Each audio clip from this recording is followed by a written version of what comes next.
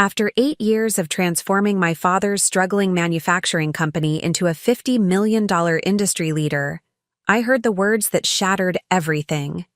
At our annual shareholder meeting, my father stood up, placed his hand on my brother's shoulder, and announced with a proud smile, "Michael will be taking over as CEO next month." My stomach dropped, but years of business negotiations taught me to keep my expression neutral. I nodded and raised my glass in a toast while my mind raced with one thought. This isn't over. I can still replay that moment in perfect detail. Before we jump back in, tell us where you're tuning in from, and if this story touches you, make sure you're subscribed, because tomorrow I've saved something extra special for you. The ornate ballroom of the Grand Meridian Hotel, crystal chandeliers catching the light, tables adorned with arrangements of white roses and hydrangeas. The company's 30th anniversary celebration, with every board member, key investor, and family friend in attendance. A celebration I had organized to showcase our unprecedented growth, now transformed into my public demotion. My father, Richard Calloway, standing at the head table in his custom navy suit, silver hair perfectly combed, exuding the confidence of a man who had never doubted his decisions. My brother Michael beside him, trying to appear humble but unable to hide the satisfaction in his eyes. And me, wearing the burgundy dress I'd chosen specifically because it conveyed authority, now feeling like it might as well be made of paper. To Calloway Manufacturing's bright future, my father continued, and to a smooth transition of leadership into the next generation. The room erupted in applause, champagne glasses clinking, congratulations directed at Michael, sympathetic glances thrown my way. 8 years of my life, 8 years of 18-hour days, missed vacations, relationships sacrificed on the altar of Calloway Manufacturing. 8 years of transforming a regional metal parts supplier on the brink of bankruptcy into an advanced materials powerhouse with clients across 3 continents. And this was my reward. I maintained my composure throughout the evening, accepting condolences disguised as congratulations with grace. "You've done such amazing work, Sarah. The company wouldn't be where it is without you. I'm sure you'll find an exciting new challenge." Each well-meaning comment drove the knife deeper. My mother approached during a brief moment alone, her eyes conveying what her words couldn't. "You know how your father is about tradition," she whispered, squeezing my hand. "He always imagined his son would continue the Calloway name in business. The name. That was the heart of it, wasn't it?" Calloway Manufacturing, founded by my grandfather Jacob Calloway in 1988, passed to my father in 2003, and now being handed to Michael. Not because he had earned it, but because he shared the same last name on his birth certificate. Never mind that he had spent the past decade bouncing between failed startups and extended finding himself trips abroad, only returning to the family business 18 months ago when his latest venture capital well dried up. I excused myself, shortly after the speeches concluded, claiming an early morning meeting. In reality, I couldn't bear another minute of watching Michael accept accolades for a success he had no part in building. The drive home along the coast should have been calming, the moonlight reflecting off the Pacific, usually my favorite view. Tonight I barely noticed it. My penthouse apartment felt emptier than usual as I kicked off my heels and poured myself 2 fingers of the 30-year-old scotch I'd been saving for a special occasion. This wasn't the celebration I'd imagined, but it seemed fitting nonetheless.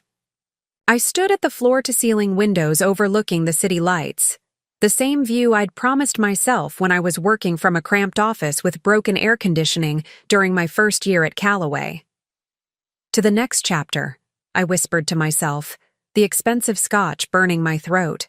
I hadn't cried since I was 16, and my father told me that business school was a waste of money for someone who would just get married and have kids anyway. I hadn't cried when I graduated summa cum laude from Wharton, and he skipped the ceremony for a golf tournament.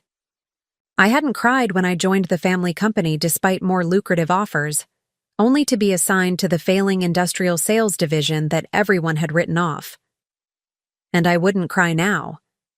Instead, I did what I always did when faced with a problem. I analyzed it. I opened my laptop and pulled up the company records. Callaway Manufacturing had been worth approximately $6 million when I joined, a far cry from its heyday under my grandfather, but still afloat. The first year had been about stopping the bleeding, cutting unprofitable product lines, renegotiating supplier contracts, modernizing our antiquated accounting systems. The second year focused on stabilizing key client relationships that had been neglected. By year 3, I had identified our opportunity. Specialized aerospace components made from advanced composite materials, a growing market with high barriers to entry and enormous profit potential. My father had resisted the pivot initially. "We make metal parts, Sarah. We always have." But the numbers couldn't be argued with, and I'd eventually worn him down. The transition had been brutal.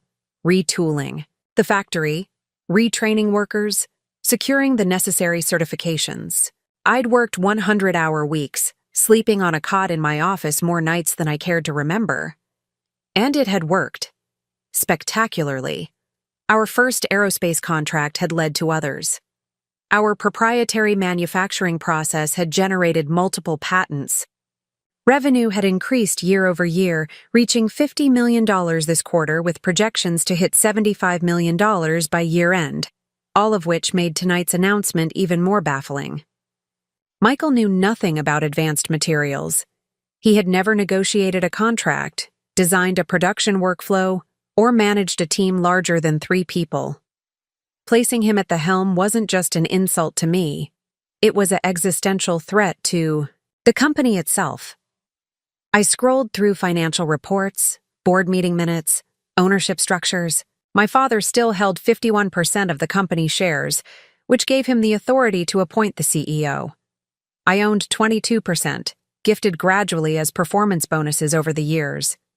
Various minor investors held the remaining 27%, most of them family friends, who would follow my father's lead without question. The ownership structure confirmed what I already knew. My father had the legal right to make this decision, regardless of how misguided it might be. I closed the laptop and moved to my home office, a space decorated with the artifacts of my success, industry awards, framed photos with key clients, the scale model of our first aerospace component. My gaze settled on a particular photograph. Me, at age 10, sitting on my grandfather's lap in his office, both of us laughing as I pretended to review financial statements. "My little CEO," he used to call me. Grandfather had built Callaway Manufacturing. From nothing, working his way up from the factory floor of another company before striking out on his own. He had recognized my aptitude for business early, spending hours teaching me about manufacturing processes, quality control, and the importance of taking care of your people. "The company is only as strong as the hands that build our products," he would say. What would he think of tonight's announcement? Of the company he built being handed to someone who had never shown any interest in it until recently? As the city lights twinkled below, a clarity began to form in my mind. This wasn't just about me or my wounded pride. This was about the 237. Employees who depended on Callaway Manufacturing for their livelihoods. About the clients who trusted us with critical components. About my grandfather's legacy. I hadn't fought this hard, for this long. To watch it all dismantled because of outdated notions of succession. By the time the sun began to rise over the horizon, casting long shadows across my apartment, I had made my decision. I wouldn't go quietly. I wouldn't resign in protest. I wouldn't start over somewhere else. I would fight. And unlike my father and brother, I came prepared for battle. The morning after the announcement, I arrived at Callaway Manufacturing headquarters at 6:15 a.m., just as I had nearly every day for the past 8 years. The massive glass and steel building, another of my initiatives, replacing the crumbling factory office my father had refused to update, gleamed in the early morning light. Preparing and narrating this story took us a lot of time, so if you are enjoying it, subscribe to our channel, It means a lot to us. Now back to the story. I designed it to reflect both our heritage and our future. Industrial strength with cutting-edge innovation. Today, it felt like a stranger's home I was no longer welcome in. I nodded to the security guard, who seemed surprised to see me. "Morning, Ms. Calloway. Thought you might take today off after the big party last night." "No rest for the weary, Jim," I replied with a smile that didn't reach my eyes. "The aerospace division doesn't run itself." The elevator ride to the executive floor was mercifully empty. I needed these few moments to compose myself, to press down the anger that threatened to bubble up each time I thought about last night. The polished doors opened to reveal our COO, David Chen, already at his desk. "Sarah," he said, looking up with concern written across his features. David had been my first significant hire, poached from a competitor with the promise of building something extraordinary. He'd been my right hand through every phase of our transformation. "I tried calling you last night. Are you okay?" "I'm fine," I said automatically, the response so practiced it required no thought. "Just surprised, like everyone else." David followed me into my office, still my office at least for the next month, and closed the door behind him. "This is bullshit and you know it. What the hell is Richard thinking?" I set my bag down carefully, arranging it just so on the credenza. "Apparently, he's thinking it's time for the prodigal son to assume his rightful place. Michael knows nothing about this business. Nothing." David ran a hand through his hair, his frustration evident. "The Lockheed Martin contract alone requires someone who understands the technical specifications inside and out, not to mention the regulatory compliance issues, or the expansion into European markets. All valid points that I'm sure my father considered deeply before making his decision," I replied, my tone so dry it could have dehydrated the Pacific. David stared at me. "How are you so calm right now?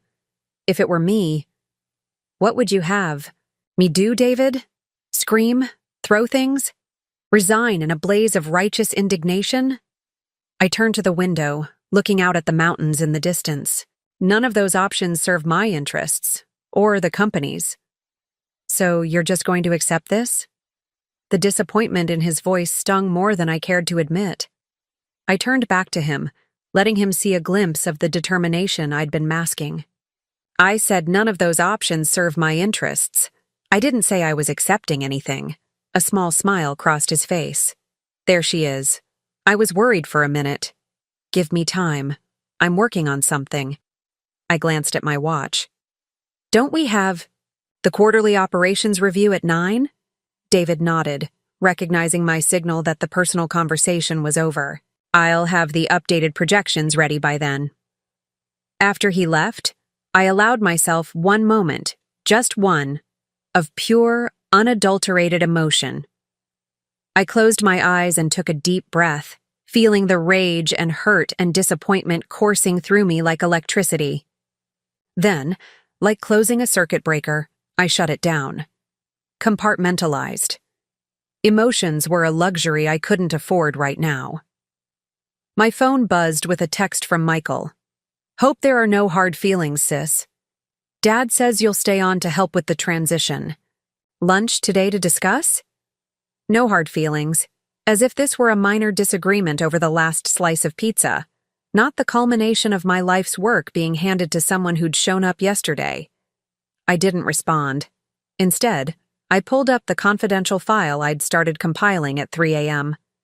Project Phoenix, I'd named it, appropriate for what I had in mind. By 8:30, messages had begun flooding in. Clients concerned about the leadership change, employees seeking reassurance, industry contacts expressing surprise. I responded to each. With the same measured professionalism, change was natural in any organization. Michael brought fresh perspectives. I remained committed to our company's success. The platitudes tasted like ash, but the alternative, admitting I'd been blindsided and demoted, was unthinkable. At 8:45, my assistant Melissa knocked tentatively on my door. "Your father would like to see you before the operations review." Of course he would. I straightened my blazer, checked my reflection in my phone screen, and made the short walk to the corner office that had been my grandfather's, then my father's, and would soon be Michael's. Richard Calloway sat behind his massive oak desk, reviewing papers with reading glasses perched on the end of his nose. He looked up as I entered, his expression unreadable. At 62, he still cut an imposing figure, over 6 feet tall with the build of the college football player he once was, silver hair his only concession to age. "Sarah, good, you're here." He gestured to the chair across from him. "I thought we should discuss the transition plan."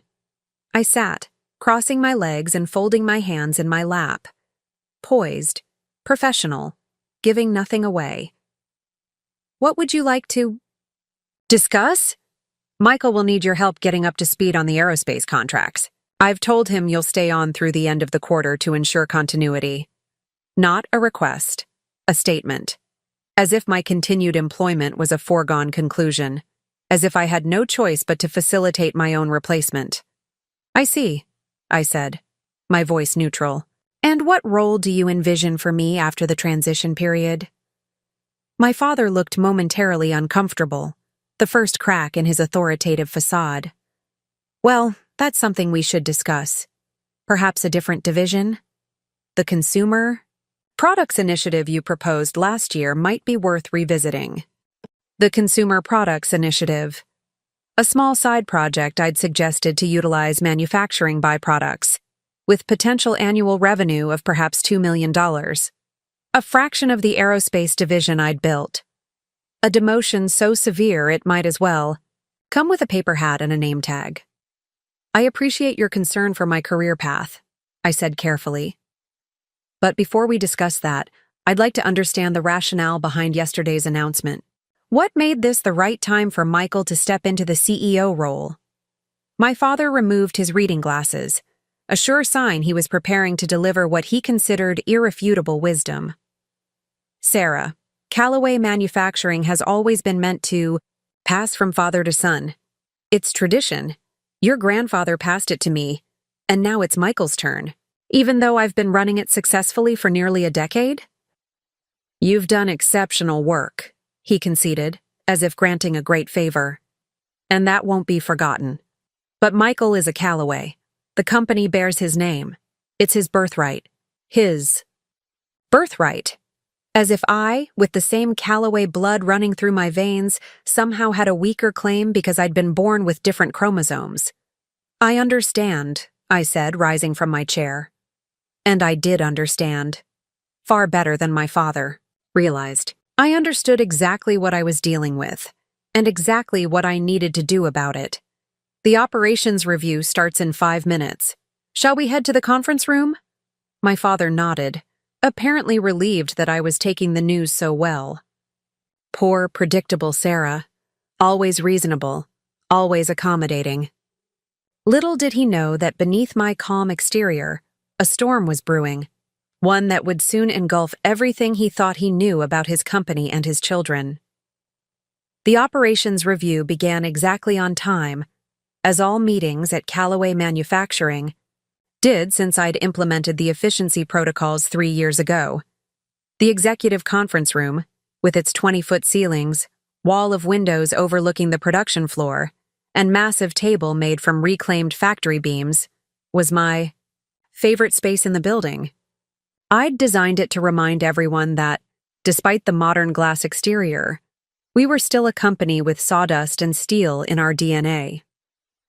Today, all 14 seats around the table were filled, department heads, division directors, and our chief, officers, many of whom exchanged uncomfortable glances as my father and I entered. News traveled fast, and everyone had questions no one dared to ask. As I took my usual seat to my father's right, I noticed a new addition to our meeting. Michael slouched in a chair at the far end, scrolling through his phone, dressed in what passed for business attire in his mind: designer jeans, an untucked button-down, and loafers without socks. At 34, 2 years my junior, he still carried himself with the casual indifference of the college athlete he'd once been. before a knee injury ended his lackluster career.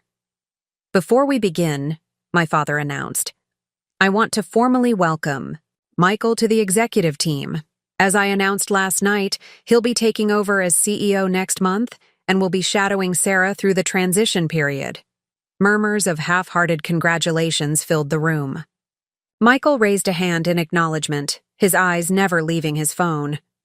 I launched into the quarterly review without missing a beat, walking through production metrics, quality control indicators, and financial projections with the precision of someone who knew every number by heart, because I did. Our aerospace division was tracking 22% ahead of projections.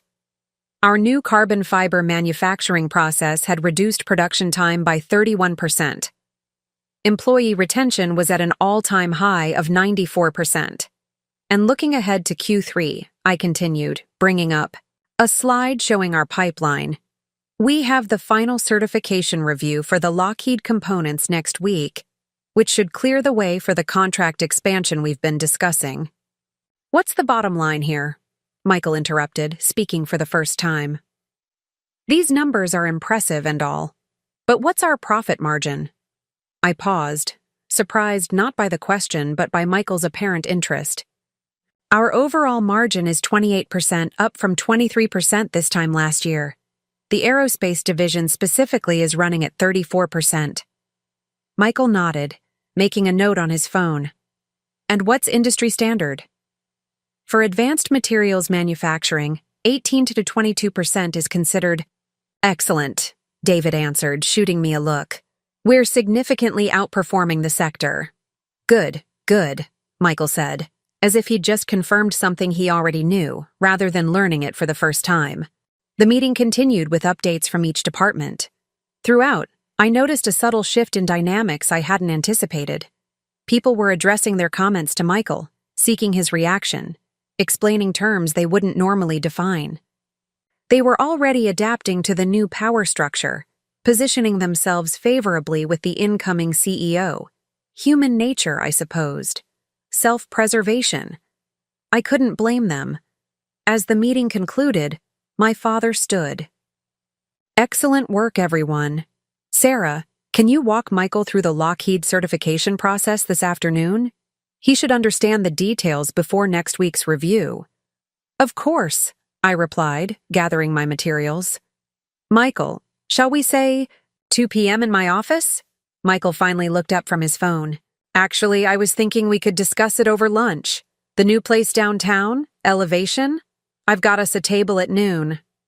Elevation. The trendy new restaurant with a 3-month waiting list, where tech executives and venture capitalists conducted business over $200 bottles of wine. Of course, Michael had a table. "That works," I said, though I'd been planning to use lunch to call 2 key aerospace clients and reassure them about the transition. As the room emptied, I felt a presence beside me. Raul Martinez, our chief engineering officer and one of my most valued team members. "Got a minute?" he asked quietly.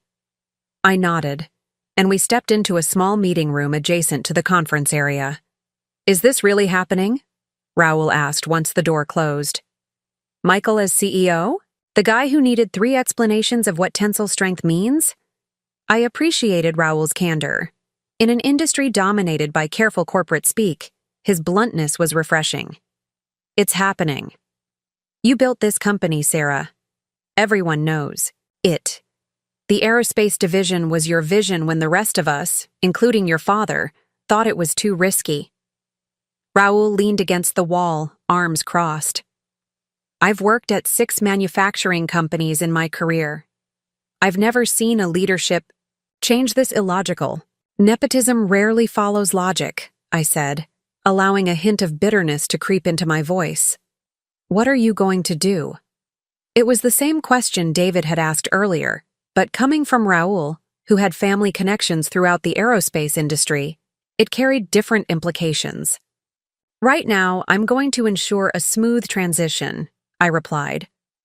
"Beyond that, I'm exploring options." Raul nodded slowly. "Just so you know, if those options include starting fresh somewhere else, you wouldn't be going alone. Half the engineering team would follow you without a second thought. The loyalty warmed me, even as it complicated my calculations. I appreciate that, Raoul. Really. But let's not get ahead of ourselves. He tapped the doorframe twice as he left, his signature gesture, part superstition, and part habit from his days working on aircraft assembly. Just putting it out there. We're with you, whatever comes next.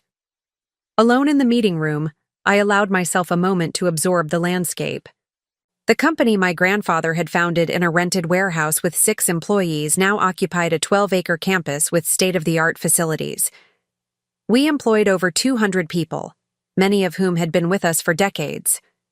Under my leadership, we'd transformed from a struggling traditional manufacturer into an industry innovator. Callaway. Manufacturing wasn't just a company, it was an ecosystem. Families depended on it. Clients built their products around our components. The local community benefited from our presence. And now, all of that was at risk because my father couldn't see past outdated notions of succession. I checked my watch, 10:45. Time to prepare for lunch with Michael. Whatever his agenda, I needed to be ready. I returned to my office, asking Melissa to reschedule my client calls and pull together the Lockheed certification files. As I sat at my desk, my gaze fell on the family photo displayed on my credenza. My grandfather Jacob, my father Richard, Michael and me at the company's 25th anniversary. My grandfather's arm was around my shoulders, his expression proud as I'd just received my MBA. My father stood next to Michael, both smiling at the camera. 5 years after that photo was taken, my grandfather passed away. His last words to me, spoken from his hospital bed. "This company will need you one day, Sarah. Be ready." I wonder if he'd seen this coming, if he'd known his son would prioritize tradition over talent, gender over merit. Either way, I was making good on my promise. To him, I would be ready. And Callaway Manufacturing, regardless of who sat in the CEO's chair, would remain in the hands of someone who truly understood what my grandfather had built. Elevation was exactly what I expected.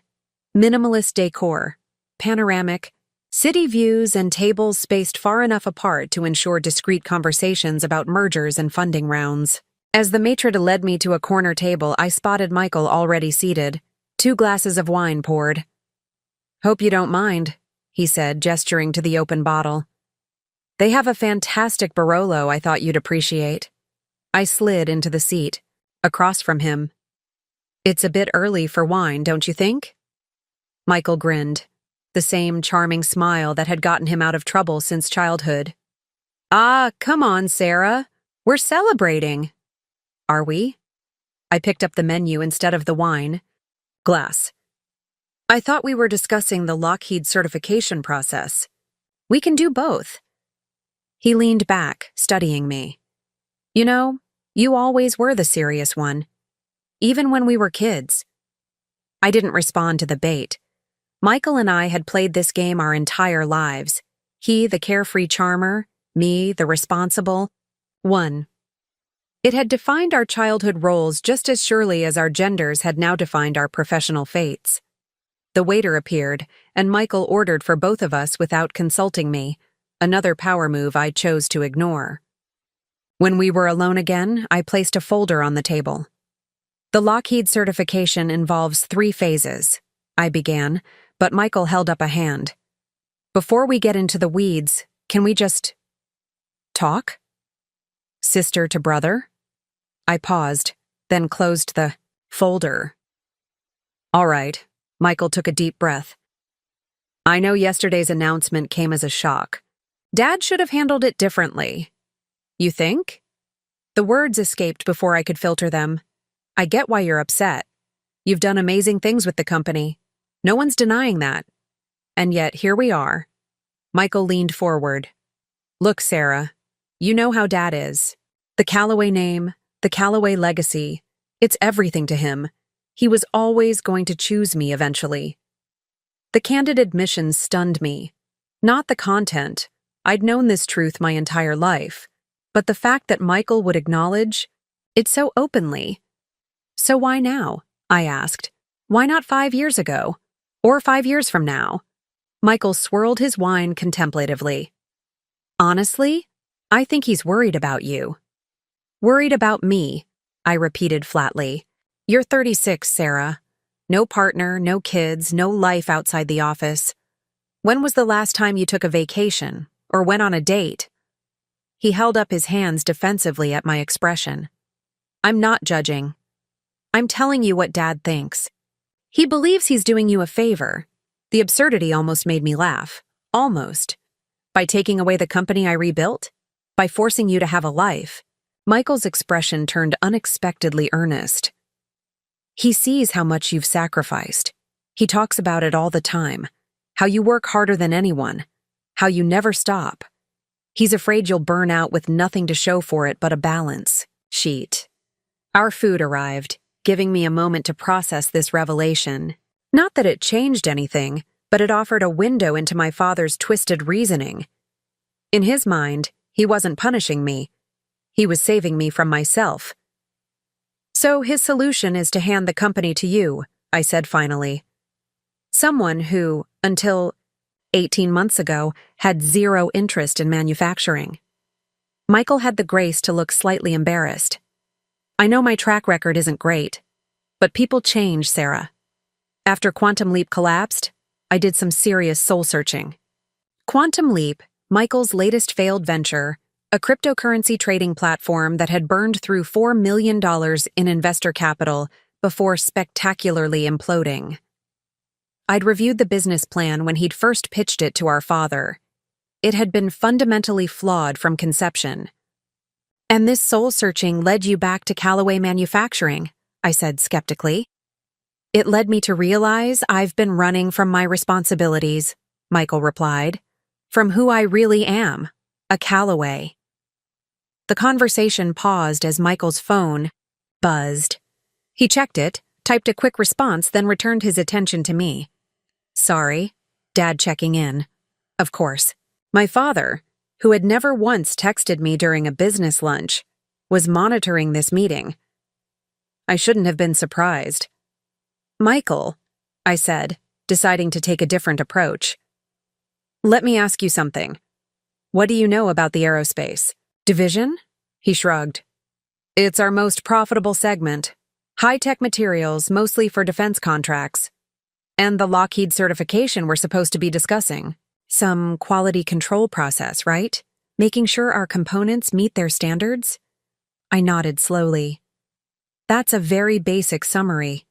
The actual process involves 317 individual tests across 22 material properties conducted under 6 different environmental conditions. It requires specialized knowledge of metallurgy, composite behavior, aerospace regulations, and defense contracting rules. Michael shifted uncomfortably. That's what we have engineers for. Engineers who need leadership that understands what they're doing. The last time we went through certification, I spent 3 months learning the technical specifications so I could effectively advocate for our processes during the review. A quick study, Michael protested. The certification is next week. He drained his wine glass. Sarah, I know what you're doing. You're trying to scare me into backing out. It won't work. I'm trying to make you understand the magnitude of what you're taking on, I countered. This isn't a startup where you can pivot when things get tough. We have contracts worth millions, employees who rely on us for their livelihoods, and clients whose products literally won't fly without our components. Which is why I need you, Michael said, surprising me again. I'm not stupid, Sarah. I know. I don't have your expertise or experience, but I can learn. And in the meantime, I need you to stay on. Now we were getting to it. The real purpose of this lunch.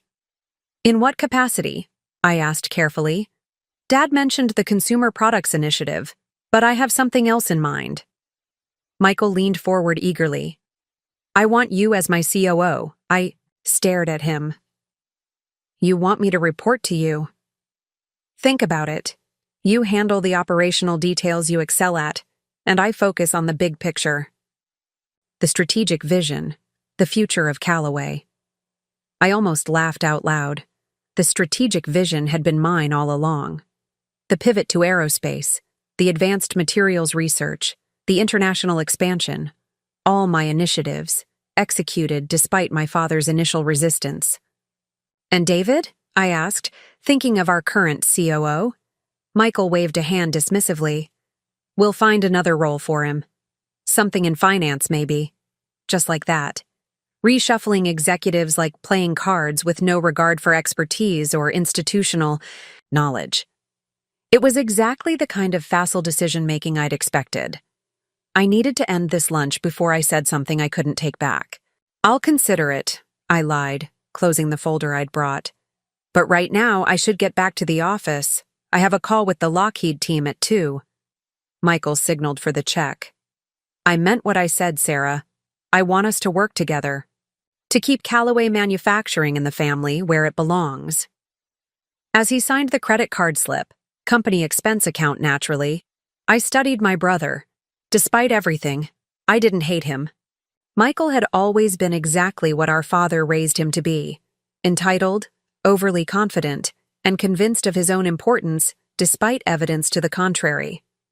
In many ways, he was as much a victim of our father's outdated values as I was. The difference was, those values benefited him. As we walked out of the restaurant, Michael placed a hand on my shoulder. "Think about the COO position. It could be the perfect solution for everyone." I smiled tightly. "I'll let you know my decision soon. Very soon, in fact." Because while Michael had been busy enjoying his wine and outlining his grand plans, I'd been mentally finalizing mine. Project Phoenix was about to take flight. Instead of returning to the office after lunch, I directed my driver to take me to the original Callaway Manufacturing building on the outskirts of town. The old brick structure still housed our research and development department. My choice, as the separation from main operations gave the engineers freedom to experiment without disrupting production workflows. I found Elaine Winters, our R&D director, hunched over a prototype, her gray hair escaping from a messy bun. At 62, Elaine had been with the company since my grandfather's days. She was brilliant, uncompromising, and one of the few people who had never underestimated me because of my gender. "Didn't expect to see you here today," she said, straightening up. "Thought you'd be dealing with the fallout from Richard's little bombshell." "That's exactly what I'm doing," I replied. "I need to show you something." I led her to the small office I maintained in the building, little more than a desk and some filing cabinets, but it had served as my thinking space during crucial moments in the company's transformation. I unlocked the bottom drawer of the filing cabinet and pulled out a battered leather portfolio. "Remember this?" I asked, placing it on the desk. Elaine adjusted her glasses. "The Advanced Materials Proposal. From what? 2017? When Richard was convinced we'd go under if we didn't slash R&D by 70%. I nodded, opening the portfolio. Inside were the original sketches, calculations, and market analyses that had eventually become our aerospace division, the division that now generated 65% of our revenue. "Do you remember what my father said when I presented this to him?" Elaine snorted. "Metal parts were good enough for my father, and they're good enough for us." Stubborn old goat. The memory still stung, even years later. I'd spent months researching advanced materials, identifying market opportunities, calculating costs and potential returns. I'd created a comprehensive 5-year plan for transforming our outdated manufacturing processes without laying off a single employee, and my father had dismissed it without even reading past the executive summary. "What he doesn't remember," I said, flipping through the pages, "is what happened next." Elaine's eyes twinkled. "You went rogue." It had been the pivotal moment of my career. Instead of accepting my father's rejection, I'd used my authority as VP of Operations to reallocate resources, creating a skunkworks team to develop the first prototypes. I'd convinced 3 key engineers to work evenings and weekends, promising bonuses from my own salary if we succeeded. I'd leveraged personal connections from business school to secure our first aerospace client. A small contract, but enough to prove the concept. 6 months later, I'd presented my father not with a proposal, but with results. A working prototype, a signed contract, and projected revenue that would save the company from the cost-cutting measures he'd been planning. He called it a risky gamble that happened to pay off, I recalled, closing the portfolio. Never admitted I was right from the beginning. But he let you run with it, Elaine pointed out. And look where we are now. Where we were now was a company transformed. The pages in the portfolio told the story. The initial carbon composite, development, the expansion into ceramics and specialized polymers, the proprietary manufacturing processes we'd patented, the gradual shift from commodity metal parts to high-value aerospace components. Year by year, decision by decision, I'd rebuilt Callaway Manufacturing from a struggling legacy business into an industry leader. Remember the Miller contract? I asked, pulling out another file. Elaine groaned. How could I forget? 6 months of 18-hour days, redesigning components on the fly when their specs kept changing. But we delivered, I said, scanning the notes from that period. On time, on budget, exceeding their performance requirements. Because you were in the trenches with us, Elaine said. You learned enough materials science to challenge our engineers, enough about aerospace regulations to navigate the certification process. You weren't just a suit in the corner office. I smiled at her characteristic bluntness. And now my father wants to replace me with exactly that. A suit who doesn't know a composite from a thermoplastic. Elaine removed her glasses, pinching the bridge of her nose. Sarah, why are we taking this trip down memory lane? You know I've always backed you, but Richard's made his decision. And from what I hear, Michael's offering you the COO position. News traveled fast. I'm not taking it. Then what? You're leaving. Alarm flashed across her features. Half our aerospace clients work with us because of their relationship with you.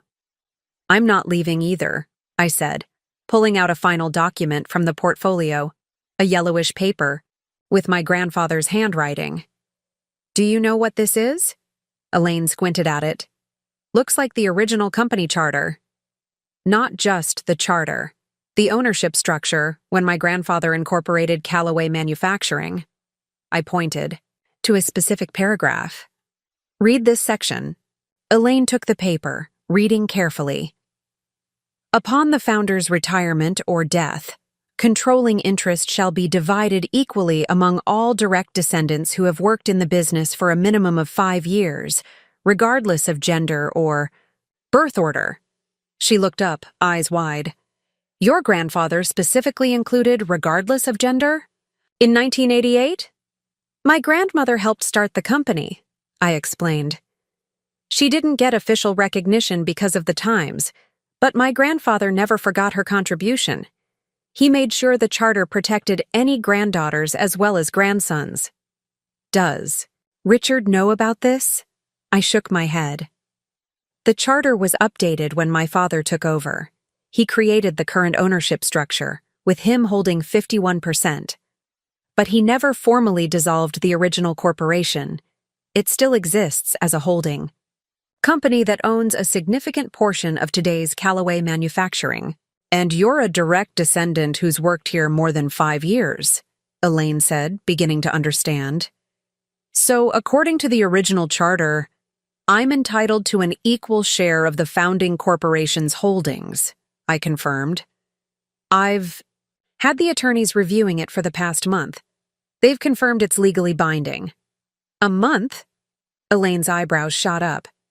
You knew this was coming? I sighed, gathering the documents. I suspected. Dad's been bringing Michael to more meetings, introducing him to key clients. And last month, he asked me to compile a complete overview of all operations, contracts, and strategic initiatives for the board's review. It wasn't hard to read between the lines. So, what now? I carefully returned the portfolio to the filing cabinet. Now, I finish what I started. The transformation of Callaway Manufacturing doesn't end with aerospace components. I've been developing the next phase for over a year.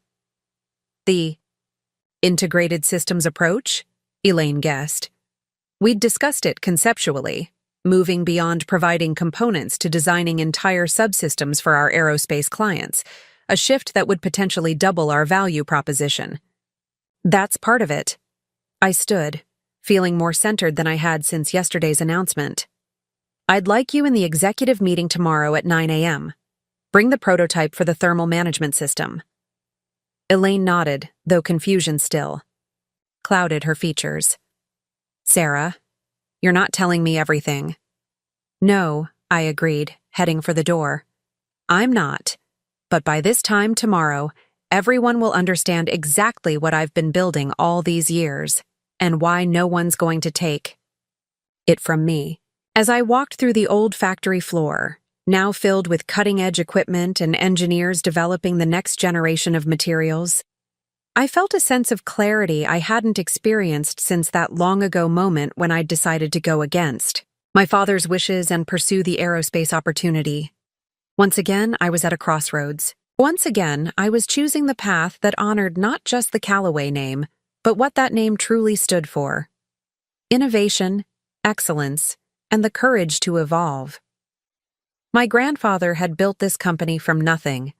My father had maintained it through changing times, and I had transformed it into something greater than either of them had imagined. Michael might have the family name. He might have my father's blessing. But I had built Callaway Manufacturing into what it was today, and I was prepared to fight for what I'd built. That evening, I returned to my penthouse earlier than usual, just as the sun was setting over the coastline. I kicked off my heels, a ritual that normally signaled the transition from CEO to simply Sarah. Tonight, though, the boundary between professional and personal felt meaningless. When your family is your business, the two are inextricably linked. I poured myself a glass of the 25-year-old scotch I'd been saving for a special occasion. This wasn't the celebration I'd anticipated, but it felt fitting nonetheless. Standing at my wall of windows, I raised the glass in a silent toast to the city lights flickering to life below. My phone buzzed with a calendar reminder: Mom's birthday dinner, 7:30 p.m. I'd completely forgotten. For a moment, I considered canceling.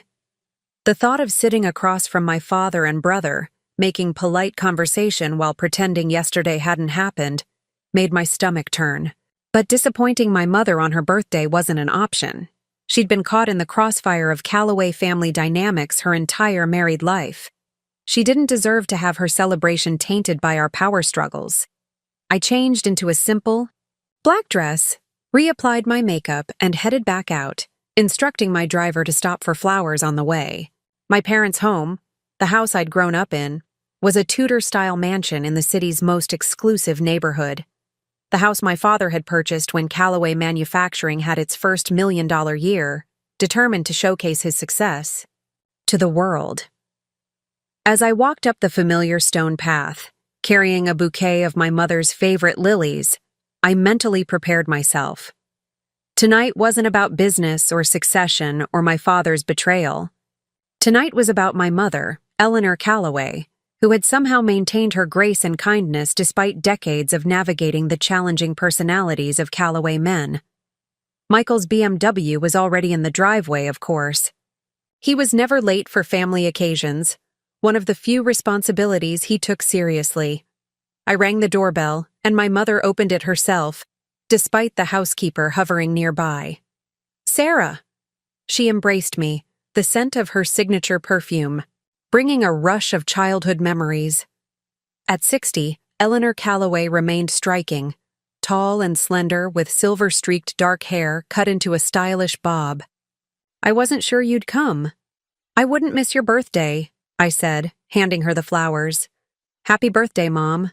She accepted them with a smile that didn't quite reach her eyes. Thank you, dear. Come in. Your father and Michael are already in the dining room. The house looked exactly as it always had, meticulously decorated in traditional style. Family photos arranged precisely on mahogany tables. Nothing out of place.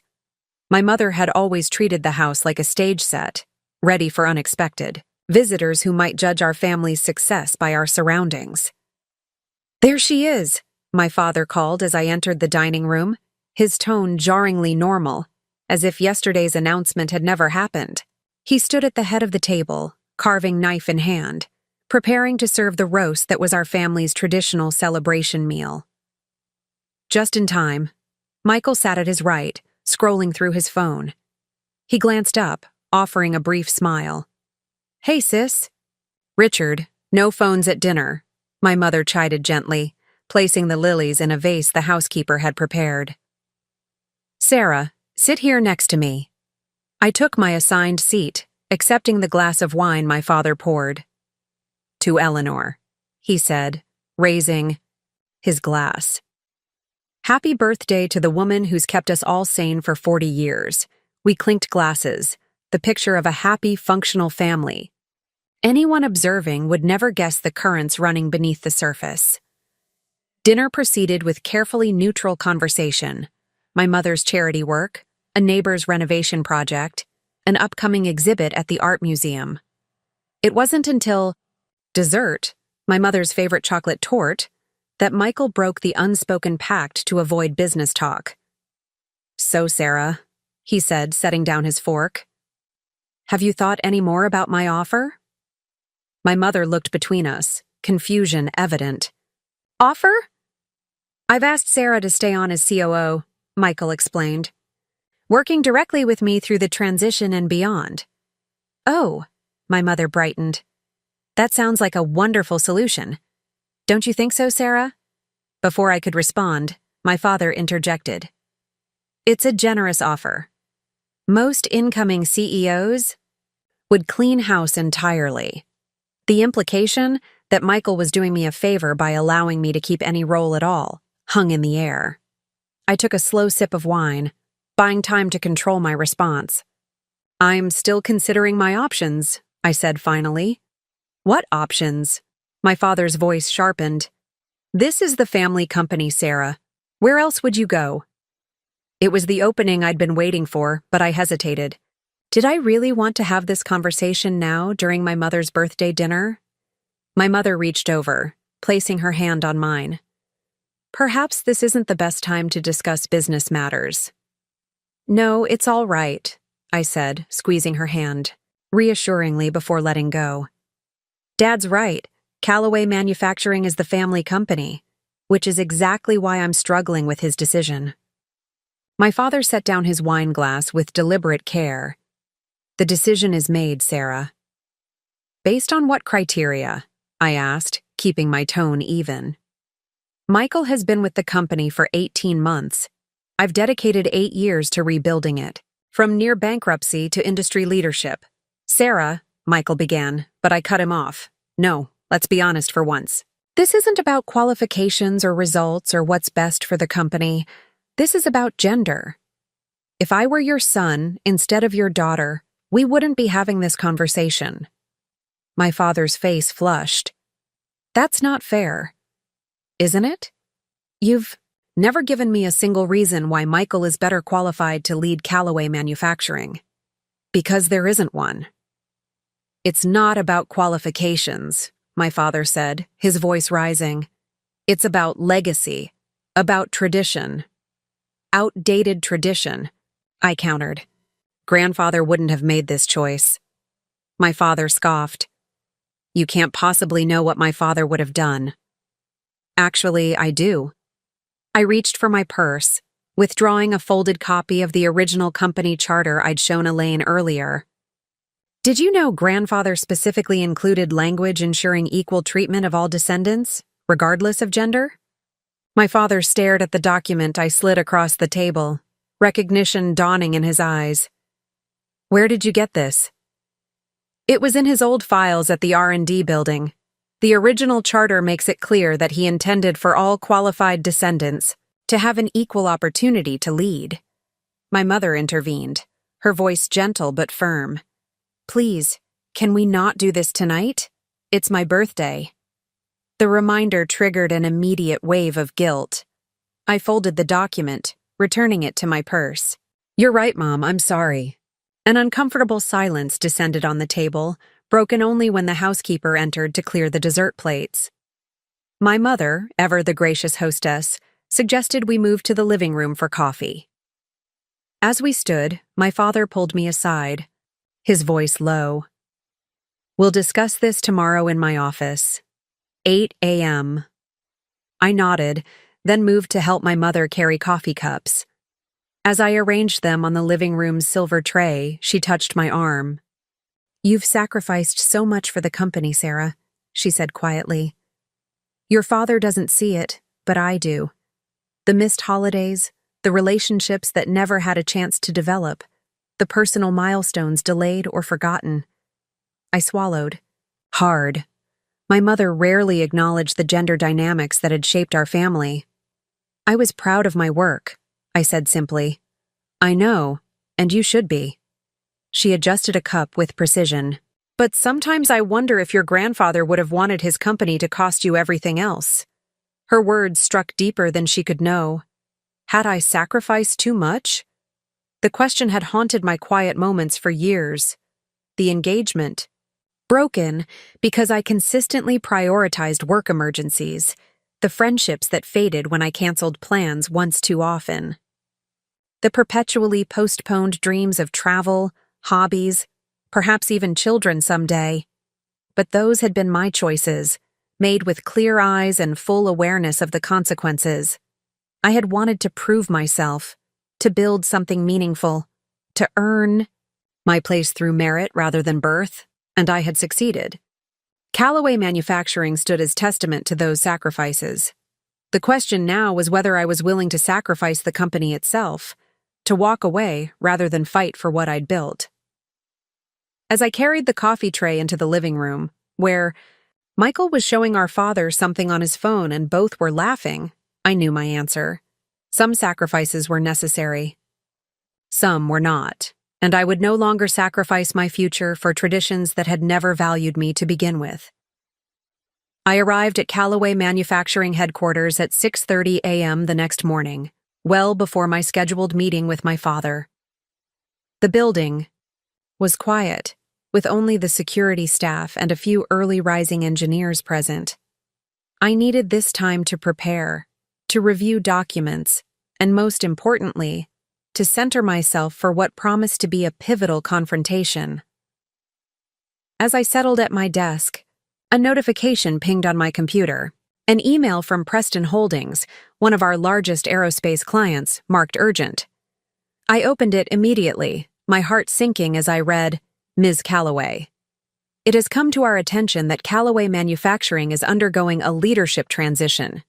Given the critical nature of the components you supply for our J87X program, we would like to schedule an immediate review meeting to discuss continuity plans and evaluate whether our current agreements require reassessment. Please contact me at your earliest convenience. Regards, Lawrence Preston. This was exactly what I'd feared. News of Michael's appointment had reached our clients, and they were understandably concerned. Preston Holdings alone represented nearly $12 million in annual contracts. If they pulled out, others would follow. Before I could formulate a response, my phone rang. It was Melissa, my assistant, who rarely called this early. Sarah, I'm sorry to bother you, but I thought you should know. There's a situation developing. What kind of situation? I asked, already mentally calculating how many more problems I could handle before my 8 a.m. meeting. Michael is in the production facility giving some kind of tour to people I don't recognize. They're taking photos of the aerospace manufacturing line. I sat up straighter. He's what? Who authorized that? I don't know, Melissa said, her voice betraying her anxiety. Security called me because they couldn't reach you. They said Michael told them it was pre-approved by the executive team. It absolutely was not pre-approved. Our aerospace production facility contained proprietary processes and equipment that were protected by strict confidentiality agreements. No photography was allowed, and outside visitors required security clearance weeks in advance. "I'll handle it," I said, already heading for the door. "Tell security I'm on my way." The manufacturing floor was located in a separate building, connected to the main offices by a covered walkway. I moved quickly, my mind racing. What was Michael thinking? Who were these people? The possibilities, none of them good, multiplied with each step. I swiped my badge at the security entrance and pushed through the doors to the aerospace production area. The facility was impressive. A vast space filled with specialized equipment, robotic systems, and climate-controlled sections for handling sensitive materials. Normally, the floor would be buzzing with activity as the first shift began their work. Today, operations appeared to have been temporarily halted. At the far end of the floor, I spotted Michael with 3 men in business suits standing near. Our newest carbon composite forming machine, a piece of equipment that had cost over $2 million and used a manufacturing process we'd developed and patented. One of the men was taking photos with a professional camera. "Excuse me," I called out, striding toward them with purpose. "This is a restricted area. Photography is strictly prohibited." Michael turned, surprise quickly morphing into annoyance. "Sarah, I didn't expect you in so early." "Clearly," I replied, turning to the visitors. "Gentlemen, I'm going to have to ask you to stop taking photographs immediately. Security will need to review any images you've already captured." The photographer lowered his camera, looking to Michael for guidance. The oldest man in the group, silver-haired and expensively dressed, stepped forward with an extended hand. "Ms. Calloway, I presume? Victor Harrington, CEO of Meridian Aerospace. Your brother has been giving us an impressive tour of your facilities. Meridian Aerospace, one of our biggest competitors, and a company that had been trying to poach our aerospace clients for years." I felt a cold weight settle in my stomach as I shook his hand automatically. "Mr. Harrington, this is unexpected. We typically schedule visits from other industry executives well in advance, with appropriate non-disclosure agreements in place." "Oh, we've signed the paperwork," he assured me, though his easy smile didn't reach his eyes. Michael had it all prepared. Very efficient, your brother. I glanced at Michael, who was watching the exchange with an unreadable expression. "Would you excuse us for just a moment?" I asked Harrington, maintaining my professional smile. "Michael, a word, please." I led my brother several yards away, positioning us behind a large piece of equipment where we wouldn't be overheard. "What the hell are you doing?" I demanded in a fierce whisper. "Meridian Aerospace, our direct competitor, in our production facility, taking photos of proprietary technology?" Michael seemed genuinely confused by my anger. "It's a potential partnership opportunity. Harrington reached out yesterday after hearing about my appointment." "And you didn't think that was suspicious? That within hours of learning you were taking over, a competitor suddenly wants a tour of our most advanced production line?" "They're interested in a joint venture," Michael explained, as if I were being deliberately obtuse. "They have distribution channels in markets we haven't penetrated." "Because they're our competitors," I hissed. "They don't want a partnership, Michael. They want our technology and our client list, which you're handing them on a silver platter." His expression hardened. "You don't know that. You're jumping to conclusions because you're angry about the succession announcement. This has nothing to do with succession and everything to do with protecting the company. What NDAs did they sign? Did legal review them? Did you limit what areas they could access?" Michael's slight hesitation told me everything I needed to know. "Jesus, Michael. They're conducting industrial espionage, and you're giving them a guided tour?" "You're overreacting," he insisted. "Harrington is a respected industry figure who's been trying to undercut our aerospace contracts for 3 years. I took a deep breath, trying to regain my composure. "Here's what's going to happen. You're going to tell them there's been a misunderstanding, and the tour needs to end immediately. Security will escort them out and confiscate any photos or notes they've taken. Then you and I are going to have a serious conversation about protocol." "You don't give me orders, Sarah." Michael said, his voice low. In case you've forgotten, I'm going to be CEO in 3 weeks.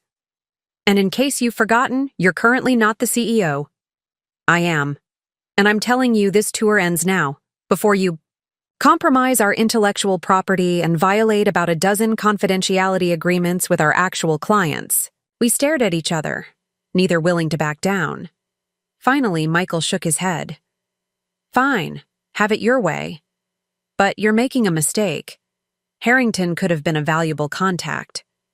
He's a valuable contact who's currently standing next to our proprietary carbon composite former, probably memorizing its specifications, I pointed out. Now go end this, before I call security and have them all removed, including you. As Michael walked back to the visitors, I pulled out my phone and texted David Chen. Emergency meeting in my office, 7:15 a.m. Potential security breach in aerospace. Production.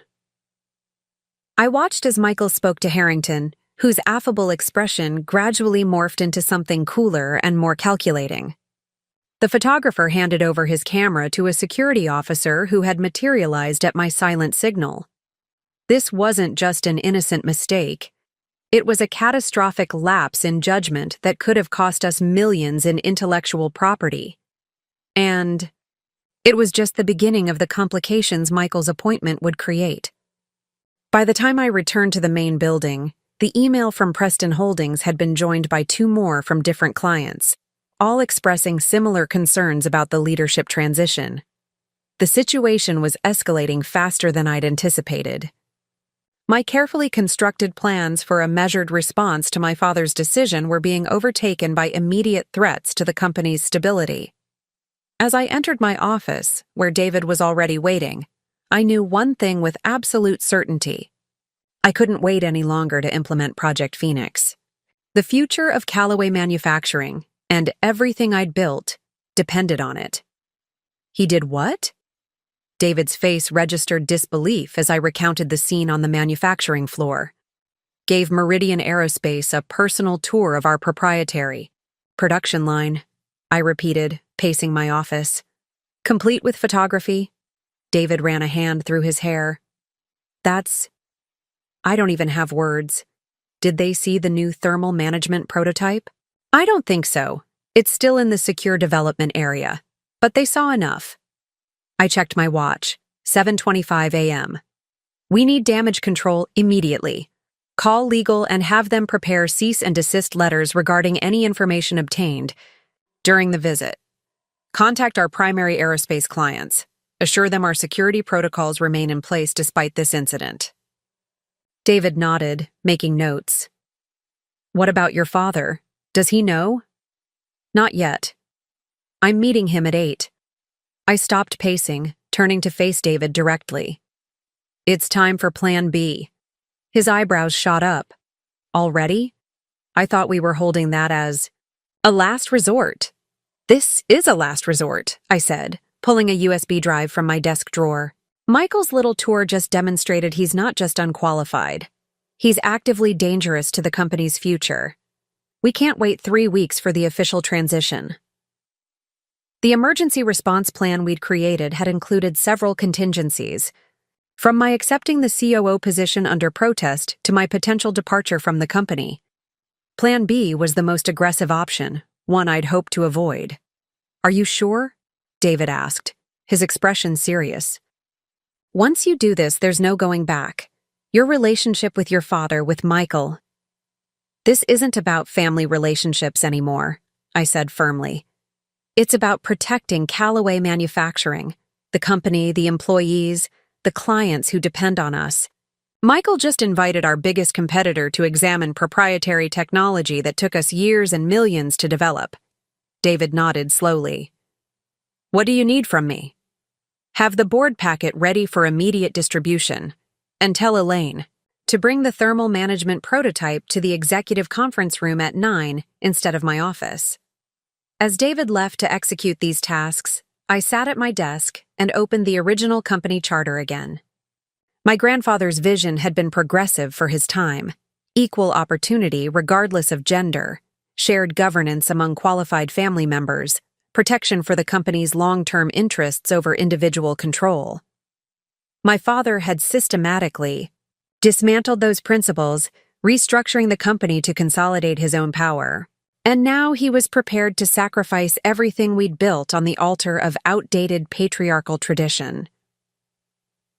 At 7:55, I gathered my materials and headed to my father's office. His assistant, Marion, who had worked for him for over 20 years, gave me a sympathetic smile as I passed. News of the morning's events had clearly spread. "He's waiting for you," she said softly. I thanked her and pushed open the heavy oak door.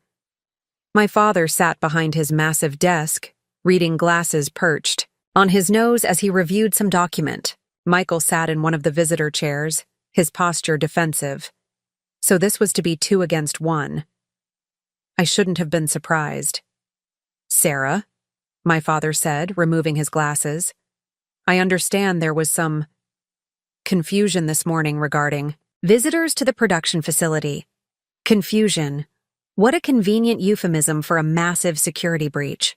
If by confusion you mean that Michael authorized competitors to photograph our proprietary manufacturing processes without proper clearance or NDAs, then yes, there was confusion. I remained standing, despite the empty chair beside Michael. A confusion that has already resulted in 3 clients contacting me with concerns about our security protocols. My father frowned. Michael was exploring potential partnership opportunities. That's what leaders do. They build relationships. Leaders also protect intellectual property and honor confidentiality agreements with existing clients, I countered. The visitors this morning were not potential partners. They were competitors who have been actively trying to reverse engineer our aerospace components for years. Michael shifted uncomfortably. "You're exaggerating the situation. Harrington was interested in possible collaboration?" "Harrington was interested in our manufacturing process," I cut in. "A process that gives us a competitive advantage worth millions, an advantage you were giving away for free." My father held up a hand. "Enough. What's done is done. Security confiscated any photos taken. There was no harm done. No harm except for the 3 clients already questioning our reliability. No harm except for the proprietary methods now in the memory of our biggest competitor. But arguing these points would get us nowhere." "I didn't come here to debate this morning's security breach," I said, changing tactics. "I came to discuss the succession plan." My father leaned back in his chair. "As I told you last night, the decision is final. Michael will become CEO at the end of the month. You've been offered the COO position, which is more than generous considering the circumstances." "What circumstances would those be?" I asked, my voice dangerously calm. "The circumstances of a family business," my father replied, as if explaining to a child. "Callaway Manufacturing has always passed from father to son. That's our tradition. A tradition that contradicts the company's founding principles," I said, placing the copy of the original charter on his desk. "As I mentioned last night, grandfather specifically ensured equal opportunity for all his descendants, regardless of gender."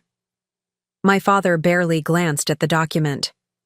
"That charter was superseded when I reorganized the company in 1999. The current corporate structure gives me controlling interest and the authority to name my successor." "The reorganization created a new operating entity," I agreed. "But the original corporation still exists as a holding company that owns 27% of Callaway Manufacturing. And according to its charter, I'm entitled to equal control of that holding company." For the first time, I saw uncertainty flicker across my father's face. "What are you suggesting?" "I'm not suggesting anything. I'm stating facts. As a direct descendant who has worked in the business for more than 5 years, I have equal right to the founding shares. Shares that were never properly distributed according to the charter's succession plan." Michael leaned forward. "What does this have to do with anything? Dad owns 51% of the company. He can appoint whoever he wants as CEO. Dad owns 51% of the operating company, I corrected. But the holding company that controls 27% of those shares has its own governance rules. Rules that were never formally changed. Rules that give me equal say in how those shares are voted. My father's expression darkened as he began to understand the implications. You're threatening a legal challenge over control of the holding company? I'm not threatening anything, I said evenly. I've already filed the paperwork. My attorneys submitted it yesterday afternoon. The silence that followed was absolute. My father stared at me as if seeing me for the first time. Not as his daughter, not as his temporary stand-in, but as an opponent he had severely underestimated. You would sue your own family? Michael asked, incredulous. I'm protecting the company our grandfather built, I replied, not taking my eyes off my father. A company that today faces 3 client concerns, 1 security breach, and the prospect of a CEO who doesn't understand the most basic principles of our industry. All before 8 a.m. My father stood slowly, his hands flat on the desk. This is a mistake, Sarah. Even if you have some technical legal claim, which I doubt, fighting this in court would damage the company far more than any transition issues. I agree, I said, surprising them both. Which is why I've prepared an alternative solution. I reached into my portfolio and withdrew a second document. A new corporate structure that honors grandfather's original intent while addressing our current reality. I placed the proposal on the desk beside the charter. The board meets in 1 hour. I'll be presenting this restructuring plan for their approval. I wanted to give you the courtesy of seeing it first.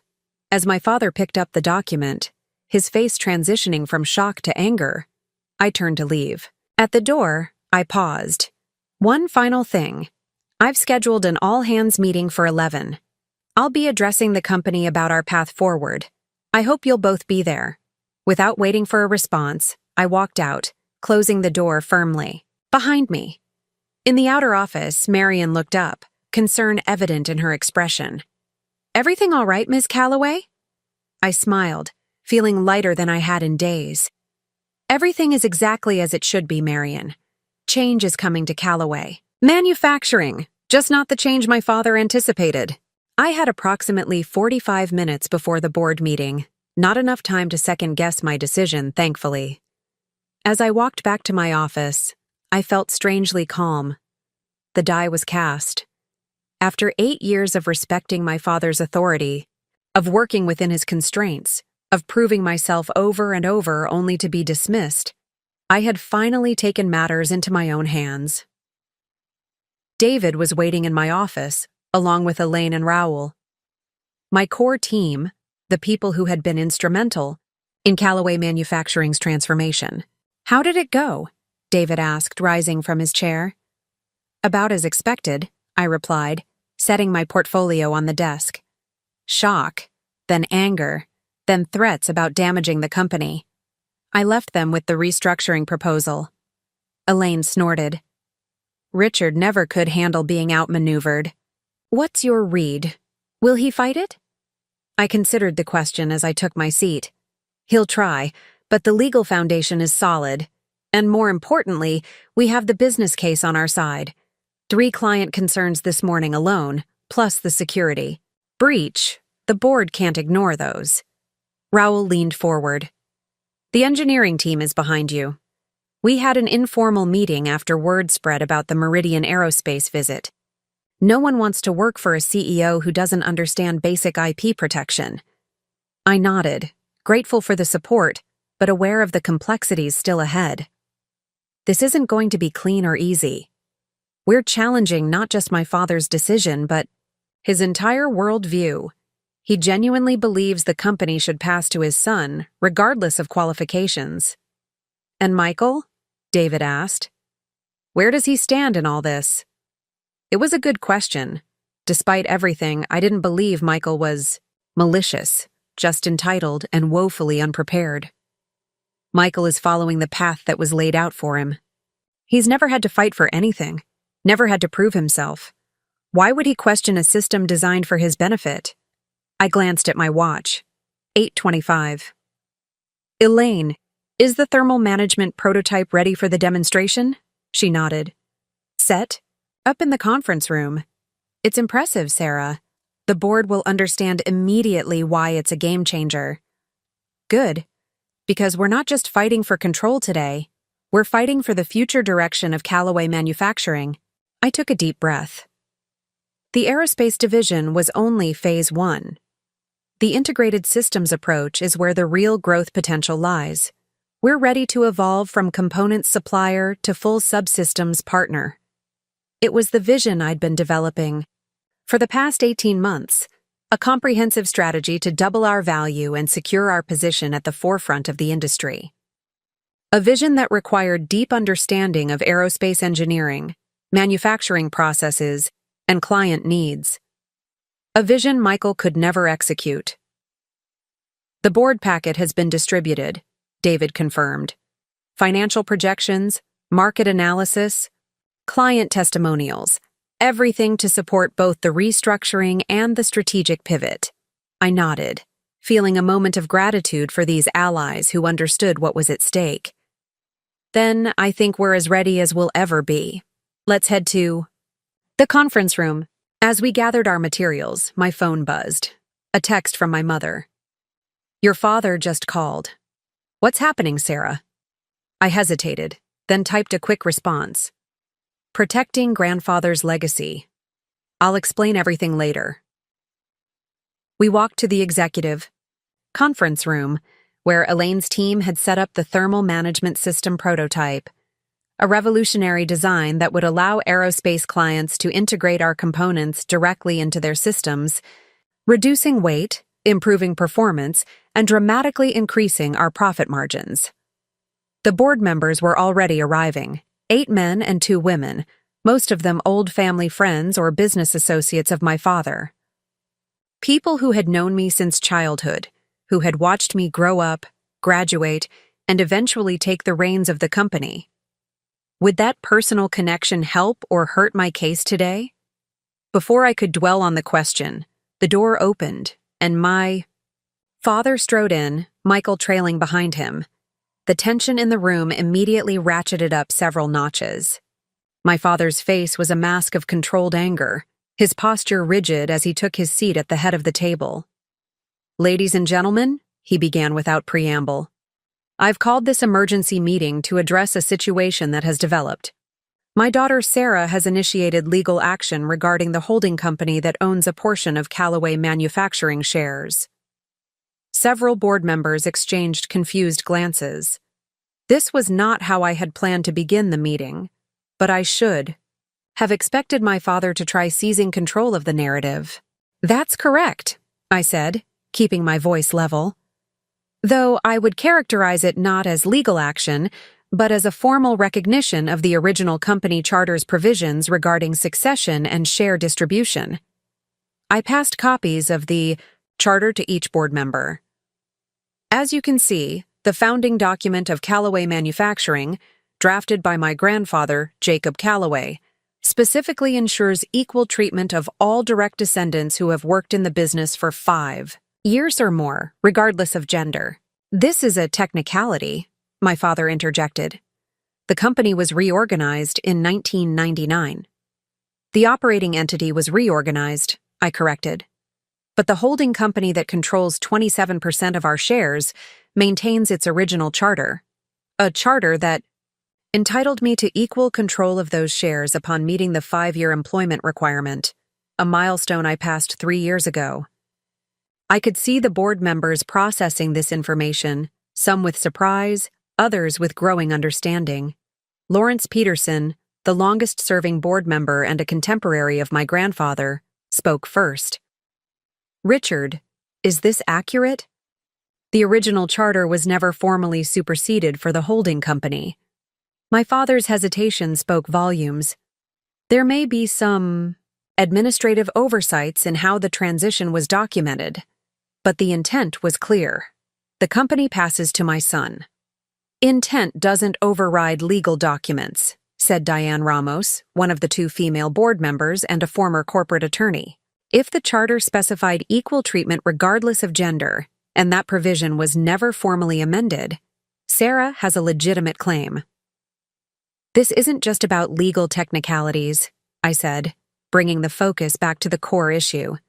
It's about what's best for Callaway Manufacturing. This morning alone, 3 major aerospace clients have contacted me with concerns about the announced leadership transition, and we experienced a serious security breach when unauthorized visitors were allowed to photograph proprietary manufacturing processes. Several board members straightened in their chairs, alarmed. "What security breach?" Peterson demanded. Before my father could intervene, I outlined the Meridian Aerospace incident in clinical detail. I didn't name Michael directly, but there was no need. Everyone in the room understood who had authorized the visit. This is exactly why leadership requires more than a family name, I continued. It requires experience, industry knowledge, and an understanding of our business fundamentals. Qualities I've demonstrated over 8 years of successful leadership. I gestured to the prototype at the side of the room. But this meeting isn't just about who sits in the CEO's office. It's about where Callaway Manufacturing goes next. I'd like to present our new thermal management system and the integrated approach it represents, the next phase in our company's evolution. As Elaine stepped forward to begin the demonstration, I caught my father's eye across the table. Beneath his anger, I recognized something else. A grudging respect, perhaps. Or at least the recognition that he had underestimated me for the last time. The battle for Callaway Manufacturing had begun in earnest, and I intended to win. Elaine's demonstration of the thermal management system was flawless. As she explained the technical innovations and market applications, I watched the board members' expressions shift from polite interest to genuine engagement. Even my father leaned forward when she highlighted the potential revenue projections.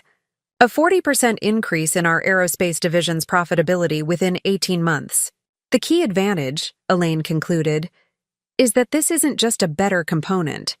It's a comprehensive subsystem that integrates with our clients' designs at a much earlier stage. We become partners in their development process, not just suppliers of parts. And we've already secured provisional patents on 3 aspects of the design, I added, creating a significant competitive moat that will be difficult for companies like Meridian to overcome. The mention of Meridian brought the conversation back to the morning's security breach. Lawrence Peterson turned to my father. "Richard, this situation is concerning. How do you respond to Sarah's points about client concerns and security protocols?" My father cleared his throat. Today's incident was unfortunate, but contained. As for client concerns, they're natural during any leadership transition. Michael is more than capable of addressing them. "I'd like to speak to that," Michael interjected, surprising me. He had been unusually quiet throughout the meeting. I acknowledged that I made a mistake this morning. I was eager to explore potential partnerships and move too quickly, without following established protocols. It was an unexpectedly mature admission. Michael continued. "However, I believe this demonstrates precisely why Sarah's proposed restructuring makes sense. Her expertise with our aerospace clients and technical processes complements my external relationship-building skills. Together, we could lead Callaway Manufacturing more effectively than either of us alone." I blinked, caught off guard by this apparent pivot. Was Michael actually supporting my proposal? I glanced at the document in front of the board members, the restructuring plan I'd developed as my Plan B. The proposal outlined a dual leadership structure, myself as CEO and President of Aerospace Systems, our core business, with Michael as President of Business Development and New Ventures, a newly created division focused on expanding our market presence. Both roles would report to a newly established executive chair position, which I had left unnamed in the document. My father, who had clearly read the proposal during the demonstration, finally spoke. This arrangement would divide the company. Callaway Manufacturing has always had clear, singular leadership. Actually, Lawrence Peterson interjected, Jacob ran the company with a partnership model in its early days. He and Thomas Wheeler effectively served as co-leaders, with Jacob handling operations and Thomas managing client relationships. It was quite effective. This historical perspective seemed to catch my father off guard. He had always presented his father as a singular, autocratic leader, a narrative that justified his own leadership style. Diane Ramos tapped the restructuring proposal. I see potential here. The aerospace division requires deep technical knowledge and established client relationships, Sarah's strengths. The business development role leverages different skills, networking, relationship building, market expansion, which align with Michael's background. Other board members began to nod, warming to the concept. The dual leadership structure addressed multiple concerns simultaneously. It respected the family succession tradition while acknowledging merit and expertise. It maintained continuity with aerospace clients while creating growth opportunities. It offered a compromise that could avoid potentially damaging legal battles. My father, sensing the shift in the room, attempted to regain control. If the board is considering this approach, there would need to be a clear hierarchy. As executive chair, I would have final authority over major decisions. And there it was, his countermove. Accept the restructuring, but position himself above both Michael and me, maintaining ultimate control. I had anticipated this possibility. The executive chair role requires board approval and would have clearly defined parameters, I noted. It's a governance position, not an operational one, ensuring the company's long-term strategic direction while allowing the respective presidents to manage their divisions.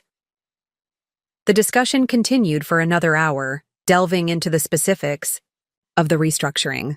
Throughout, I maintained my composure, addressing each concern with fact-based responses, referring to performance metrics and client feedback rather than emotions or personal claims. Finally, Lawrence Peterson called for a preliminary vote to determine whether the board supported the restructuring concept in principle, with details to be finalized in a subsequent meeting. Those in favor of exploring the dual leadership structure as outlined in Sarah's proposal, with appropriate governance mechanisms to be determined. 8 hands raised, a clear majority. My father's jaw tightened, but he said nothing. Then I believe we have a path forward, Peterson concluded. Richard, Sarah, Michael, I suggest the 3 of you develop a detailed transition plan for board review next week. In the meantime, Sarah will continue as CEO, with all current authorities intact. As the meeting adjourned, board members filed out, many stopping to examine the thermal management prototype more closely. My father remained seated, staring at the restructuring document. You've been planning this for some time, he said when we were alone, his voice oddly quiet. I've been preparing for contingencies, I corrected. After 12 years in business, I've learned that hope is not a strategy. He looked up, and for a brief moment, I glimpsed something like pride in his expression, before it vanished behind his usual reserve. You're more like my father than I realized. It was perhaps the closest thing to a compliment he had ever given me. Before I could respond, Michael approached, his expression unreadable. Smart proposal, he said, nodding toward the document. You could have pushed for complete control, but you created a role for me. The company needs both sets of skills, I replied carefully, and despite everything, we're still family. Michael studied me for a moment. You really believe I could contribute something valuable, don't you? I believe you have potential you've never fully explored, I said honestly. The question is whether you're willing to earn your place rather than expecting it as a birthright. He seemed to consider this, then extended his hand. I guess we'll find out. Partners? I hesitated only briefly before shaking his hand. We'll see. As they left the conference room, David approached from where he'd been waiting by the door. That went better than expected, he observed. Your father didn't explode. Michael actually supported the concept, and the board backed you overwhelmingly. It's just the beginning, I cautioned. My father won't relinquish control easily, and Michael's sudden cooperation seems convenient. You don't trust either of them, David noted. It wasn't a question. I trust that my father will always do what he believes is best for the Callaway legacy, I replied.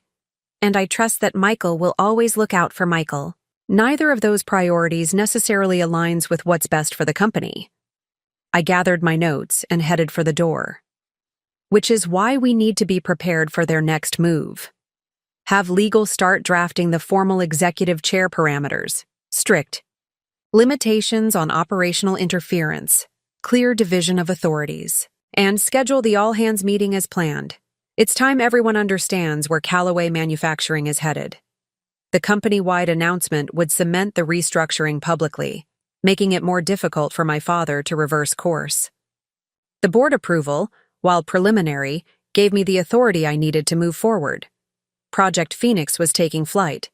The Callaway Manufacturing of the future was emerging from the ashes of outdated traditions and flawed succession plans. And I would ensure it soared higher than my father or grandfather had ever imagined possible. The all-hands meeting was scheduled for 11 a.m. in the company auditorium. By 10:30, I was reviewing my presentation notes when my assistant Melissa appeared at my door, her expression anxious.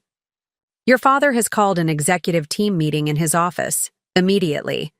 I checked my watch. This wasn't on my schedule. Who's attending?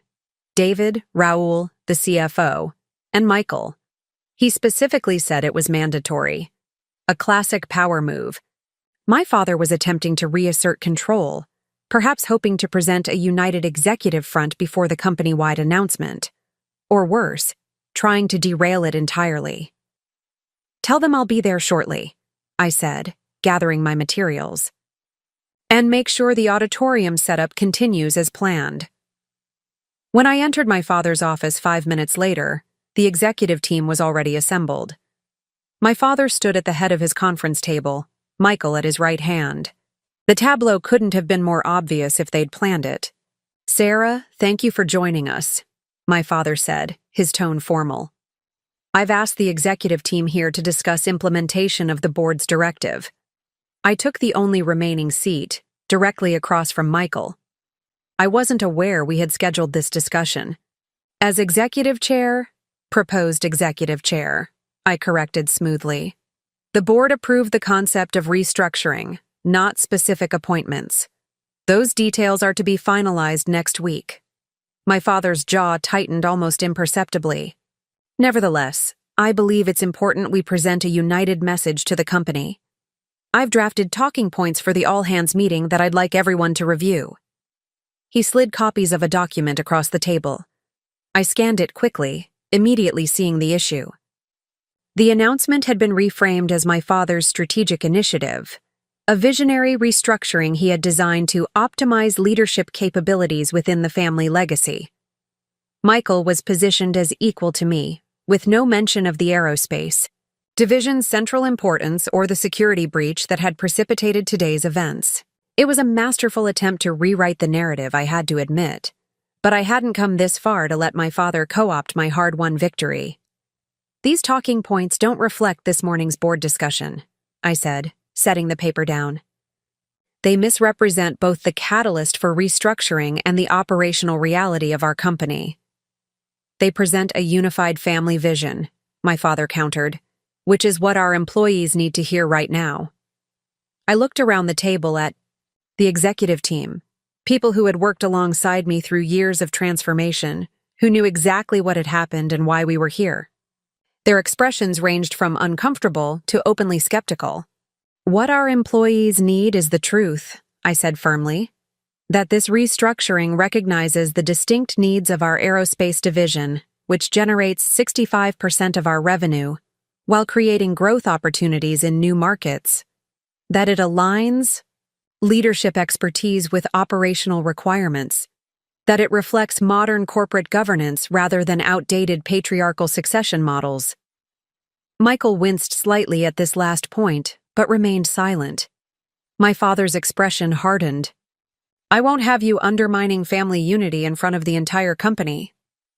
This isn't about family unity, I replied. my voice level. It's about business leadership. And the business reality is that I built Callaway Manufacturing into what it is today. The aerospace division that saved this company from bankruptcy was my initiative, executed despite your initial opposition.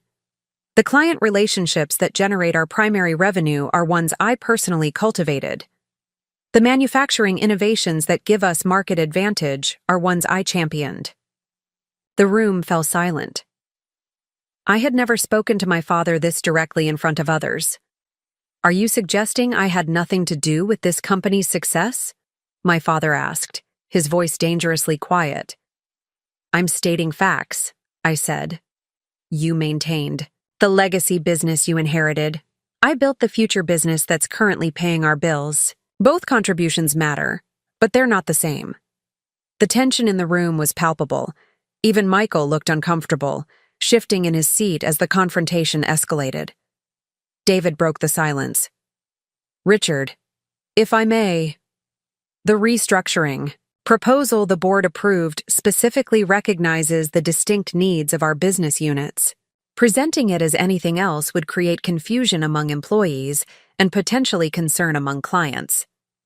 Our CFO, Alan Peters, nodded agreement. "Several aerospace clients have already contacted the finance team this morning, seeking reassurance about contract continuity. Clarity about Sarah's continued leadership of that division would stabilize those relationships." I could see my father reassessing the situation. He had clearly expected the executive team to fall in line behind his messaging.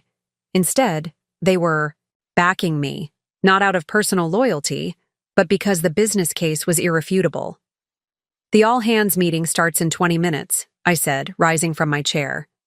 "I'll be announcing the restructuring as approved by the board this morning, with emphasis on business continuity and our vision for integrated aerospace systems. You're both welcome to join me on stage and add your perspectives." It was a calculated offer, giving them the choice to participate in my narrative or appear absent during a critical company moment.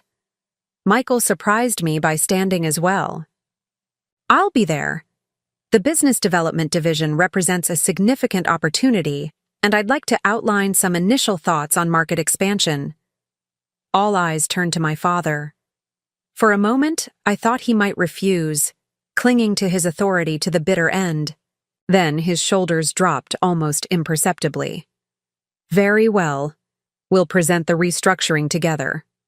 He gathered his talking points, then fixed me with a steady gaze.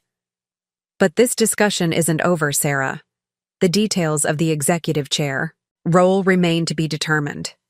"Of course," I agreed pleasantly. The board was quite clear about wanting proper governance mechanisms in place. As we left his office, Michael fell into step beside me. "That was direct." "Clarity prevents misunderstandings," I replied. "Something I learned the hard way in this family." He studied me with newfound consideration. "You know, all these years I thought you were content playing second fiddle. Dad certainly presented it that way, that you were happy handling operations while the real leadership decisions were made elsewhere. And now?" A small, rueful smile crossed his face. "Now I'm wondering what else I've misunderstood about how this company actually runs." It was the first genuine moment of self-awareness I'd seen from my brother. Perhaps there was hope for him yet, not as the entitled heir apparent, but as someone who might actually earn his position. As we approached the auditorium, I could see through the glass doors that it was already filled to capacity. Every employee who could be spared from essential operations had gathered to hear what the future held for Callaway Manufacturing. Time to make it official. Time to claim the company I had built. I pushed open the doors and walked to the stage, my father and brother following behind me, no longer leading, but finally, reluctantly, acknowledging my right to show the way forward. The auditorium fell silent as I stepped to the podium. Over 200 employees, from assembly line workers to department heads, filled the seats, their expressions a mixture of curiosity and concern. News of the morning's events had clearly spread throughout the company, creating an atmosphere of uncertainty. Good morning, I began, my voice steady. Thank you all for being here. As many of you have heard, Callaway Manufacturing is undergoing some organizational changes. I want to address these directly and transparently. I glanced to my right, where my father and Michael had taken seats on the stage. My father's expression remained impassive, while Michael seemed unusually attentive. This morning, the board approved a restructuring plan that recognizes the distinct needs of our business divisions while positioning us for future growth. Effective immediately, Callaway Manufacturing will operate with a dual leadership structure. I outlined the new organization, myself as CEO and President of Aerospace Systems, Michael as President of Business Development and New Ventures, both reporting to an executive chair position that would be defined by the board. I emphasized continuity for our core aerospace business while highlighting opportunities for expansion into new markets. This structure leverages our respective strengths, I continued. Our aerospace division, which many of you have helped build into the industry leader it is today, requires deep technical knowledge and established client relationships. The new business development division will focus on market expansion and strategic partnerships, areas where fresh perspectives can create value. As I spoke, I could see the tension in the room gradually dissipating. The employees who had feared dramatic upheaval were visibly relieved by the emphasis on continuity. Those who had worried about job security in a transition to inexperienced, leadership seemed reassured by my continued oversight of core operations. Before I invite my father and brother to share their perspectives, I want to address one other matter. I paused, considering my words carefully. This morning, there was a security incident involving unauthorized visitors to our aerospace production facility. I want to assure everyone that we've taken immediate steps to address this breach and protect our proprietary technology. A murmur rippled through the audience. I continued before it could gather momentum. This incident highlighted the need for vigilance in protecting our competitive advantages. Under the new structure, we'll be implementing enhanced security protocols across all facilities. I turned toward my father and brother. Would either of you like to add anything about the restructuring? My father rose and approached the podium. His expression had shifted subtly, the anger replaced by something more contemplative. Thank you, Sarah. He surveyed the room, making eye contact with longtime employees. Callaway Manufacturing has always evolved to meet changing market demands. My father understood this when he founded the company. I've tried to honor that legacy throughout my leadership.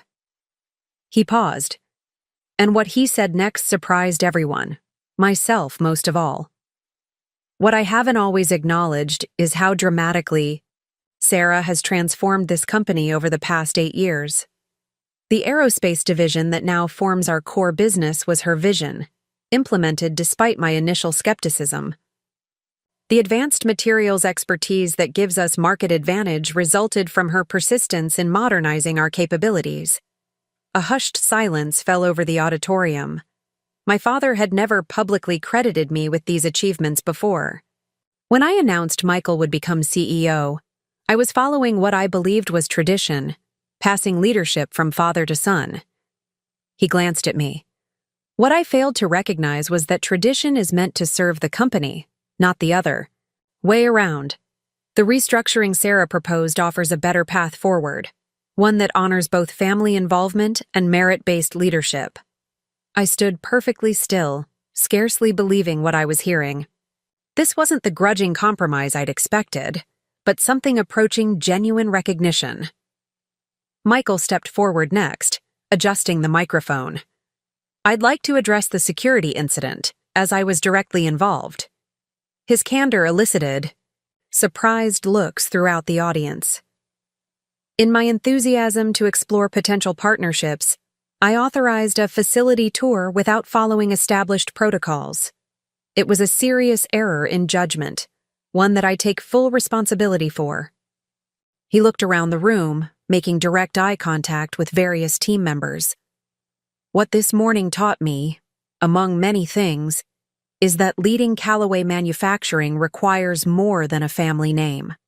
It requires understanding the complexities of what we do, respecting the expertise that exists throughout this organization, and earning your trust through actions, not titles. The sincerity in his voice seemed genuine, though I remained cautious.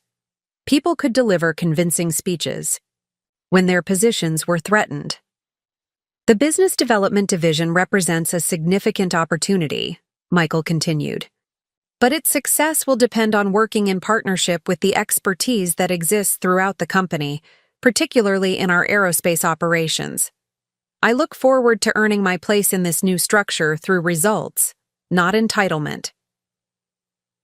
As Guy. The meeting concluded, employees approached the stage with questions about specific aspects of the restructuring. The overall response was positive, relief mixed with cautious optimism. The clear delineation of responsibilities seemed to reassure both technical staff concerned about Michael's inexperience and administrative employees worried about reporting structure changes. When the auditorium had finally emptied, my father approached me, his expression thoughtful. "Your grandfather kept a private journal," he said unexpectedly. His thoughts on the company, observations about people, decisions he was considering. After he died, I found it in his desk. I waited, uncertain where this was going. There was an entry from about 6 months before he passed, my father continued. About you. He wrote that you had the makings of a true business leader, analytical mind, strategic vision, unwavering determination. Sarah sees possibilities where others see problems, he wrote. My throat tightened unexpectedly. I had always believed my grandfather recognized my potential, but hearing his exact words after all these years was powerful. He also wrote that I would resist seeing it, my father admitted, a rueful expression crossing his face. That my traditional views would blind me to the leader standing right in front of me. He was right, of course. He reached into his jacket pocket and withdrew a small leather-bound notebook, worn with age. I think it's time you had this. He would have wanted you to have it. As I accepted my grandfather's journal, something shifted between us. Not forgiveness, exactly, but perhaps the beginning of understanding. My father had been wrong, had fought me at every turn, had tried to take away everything I'd built, but in this moment, he was acknowledging truths he had denied for decades. The executive chair position, I said carefully. We should discuss parameters before the board meeting next week. He nodded, surprising me again. I've been thinking about that. Perhaps it should be a transitional role, 18 months, focused on the new structure's implementation. After that, a proper evaluation of leadership effectiveness. It was more reasonable than I had expected. That could work. As my father walked away, Michael approached, hands in his pockets. So, co-leaders, huh? Not exactly what any of us expected. Life rarely follows the expected path, I replied, still processing the events of the past hour. He studied me for a moment. For what it's worth, you were right. About all of it. The company, the leadership requirements, Dad's outdated thinking. He shook his head. I never saw it because I never had to. The system was designed for me to succeed regardless of merit. It was perhaps the most honest thing Michael had ever said to me. The question now, I said, is what you're going to do with that awareness. His response would determine whether our new arrangement had any chance of success. 3 months after the restructuring announcement, I sat in what was now officially my office, the corner suite that had belonged to my grandfather, then my father, and now me. The transition had been neither as smooth as I'd hoped, nor as contentious as I'd feared. The dual leadership structure was taking shape, with defined boundaries and clear reporting lines. My father had surprised everyone by embracing his role as executive chair with unexpected restraint, focusing on strategic guidance rather than operational interference. Whether this was genuine evolution or simply a tactical retreat remained to be seen, but I appreciated the space to lead without constant second-guessing. I opened my grandfather's journal, which had become something of a touchstone during challenging moments. His insights into leadership and family dynamics often seemed eerily relevant to current situations, as if he had somehow anticipated the struggles we would face decades later. A knock at the door interrupted my reading.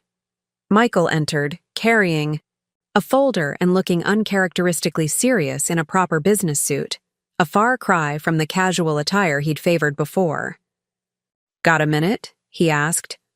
"Of course." I closed the journal and gestured to the chairs across from my desk. "How was the West Coast trip?" Michael had spent the past 2 weeks meeting with potential clients in emerging industries, part of his mandate to diversify our market presence beyond aerospace. "Productive," he replied, opening the folder. 3 solid leads in medical device manufacturing. They're interested in our carbon composite capabilities for next-generation prosthetics. Smaller contracts than aerospace, but higher margins and less regulatory complexity. I reviewed the summary sheets, genuinely impressed by the thoroughness of his analysis. Michael had identified an application for our technology that we hadn't seriously explored, a market adjacent to our core expertise, but requiring different client relationships and approval processes.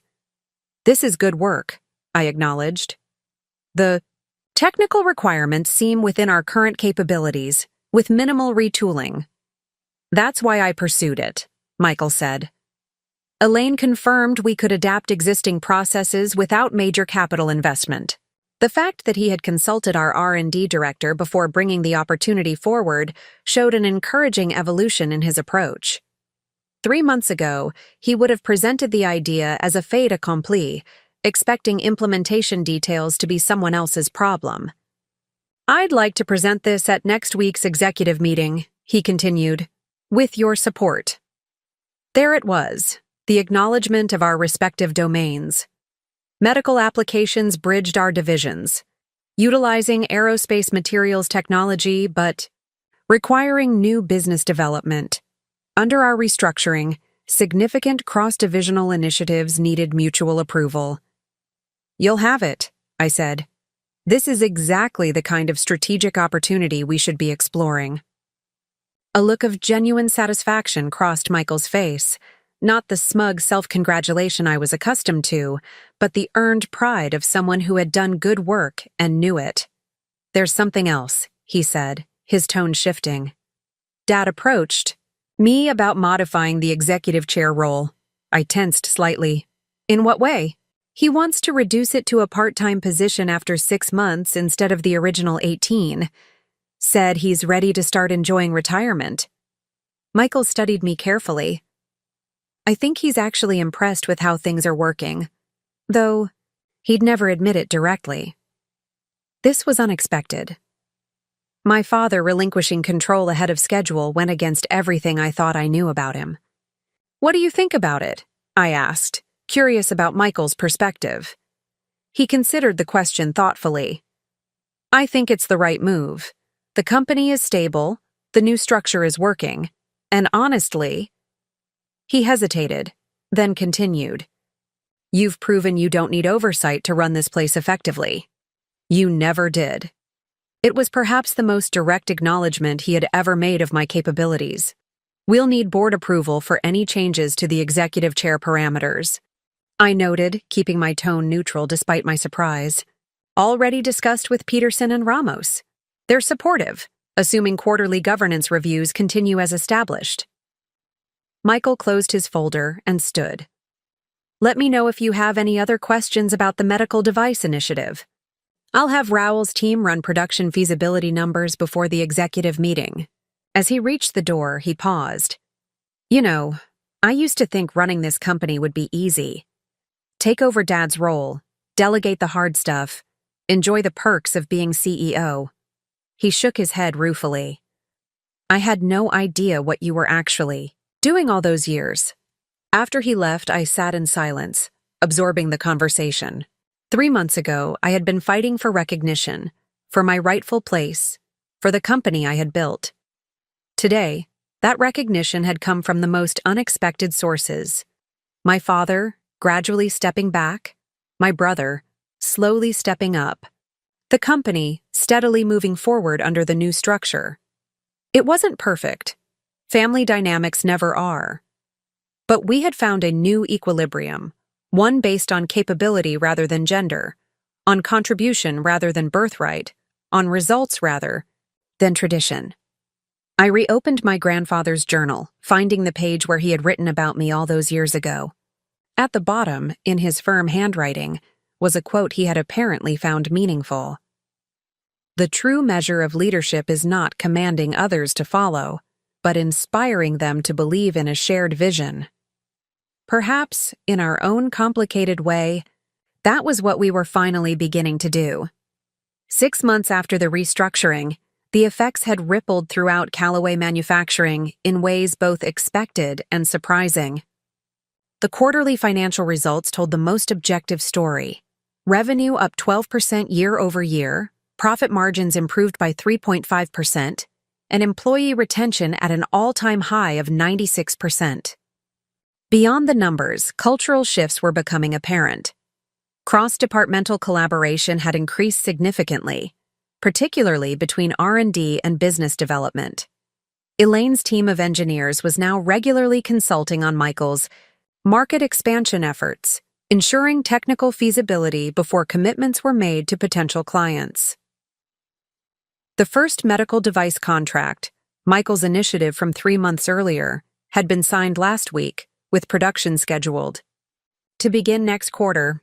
It represented a modest but important diversification of our client base, reducing our reliance on aerospace while leveraging our existing technical capabilities.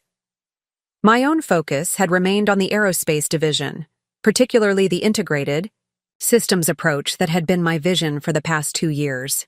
The thermal management prototype had moved into production, with our first major client integration scheduled for testing next month. If successful, it would position Callaway Manufacturing as a systems solution provider rather than merely a BR components supplier, a shift that could potentially double our value to key clients. I was reviewing the integration testing protocols when my assistant announced an unexpected visitor. My mother, Eleanor Callaway, rarely came to the office. Throughout my father's tenure as CEO, she had maintained a careful separation between family and business, hosting company events at our home, but otherwise staying removed from day-to-day operations. "Mom," I said, rising to greet her. "This is a surprise," she smiled, settling into the chair across from my desk. "I hope a pleasant one. I was having lunch downtown and thought I'd stop by." She glanced around the office, taking in the changes I'd made, replacing the heavy traditional furniture with cleaner lines, adding a small seating area for more collaborative discussions, keeping only my grandfather's desk as a nod to heritage. "It suits you," she said simply. "This office, this role." I'd never been entirely sure of my mother's feelings about the restructuring. She had maintained a diplomatic neutrality throughout the conflict, her loyalties necessarily divided between husband, daughter, and son. "How's Dad adjusting to semi-retirement?" I asked. My father had officially reduced his executive chair role to part-time 3 months ago, though he still attended key meetings and made himself available for consultation. "Better than anyone expected," she replied, a hint of amusement in her voice. "He's taken up golf again, joined the hospital board, and has been reconnecting with old friends from business school. I think having a definitive transition plan has allowed him to let go more easily than if he'd been pushed out suddenly." There was wisdom in that observation, one of the unexpected benefits of our structured approach. By creating a phased withdrawal, with continued respect for his experience, we'd given my father a dignified path toward retirement rather than triggering a defensive battle for control. "And how has it been for you?" I asked. "All these changes." My mother considered the question thoughtfully. "Illuminating. For decades, I watched your father run this company his way. Traditional, hierarchical, sometimes rigid. I saw how it affected both you and Michael, in very different ways."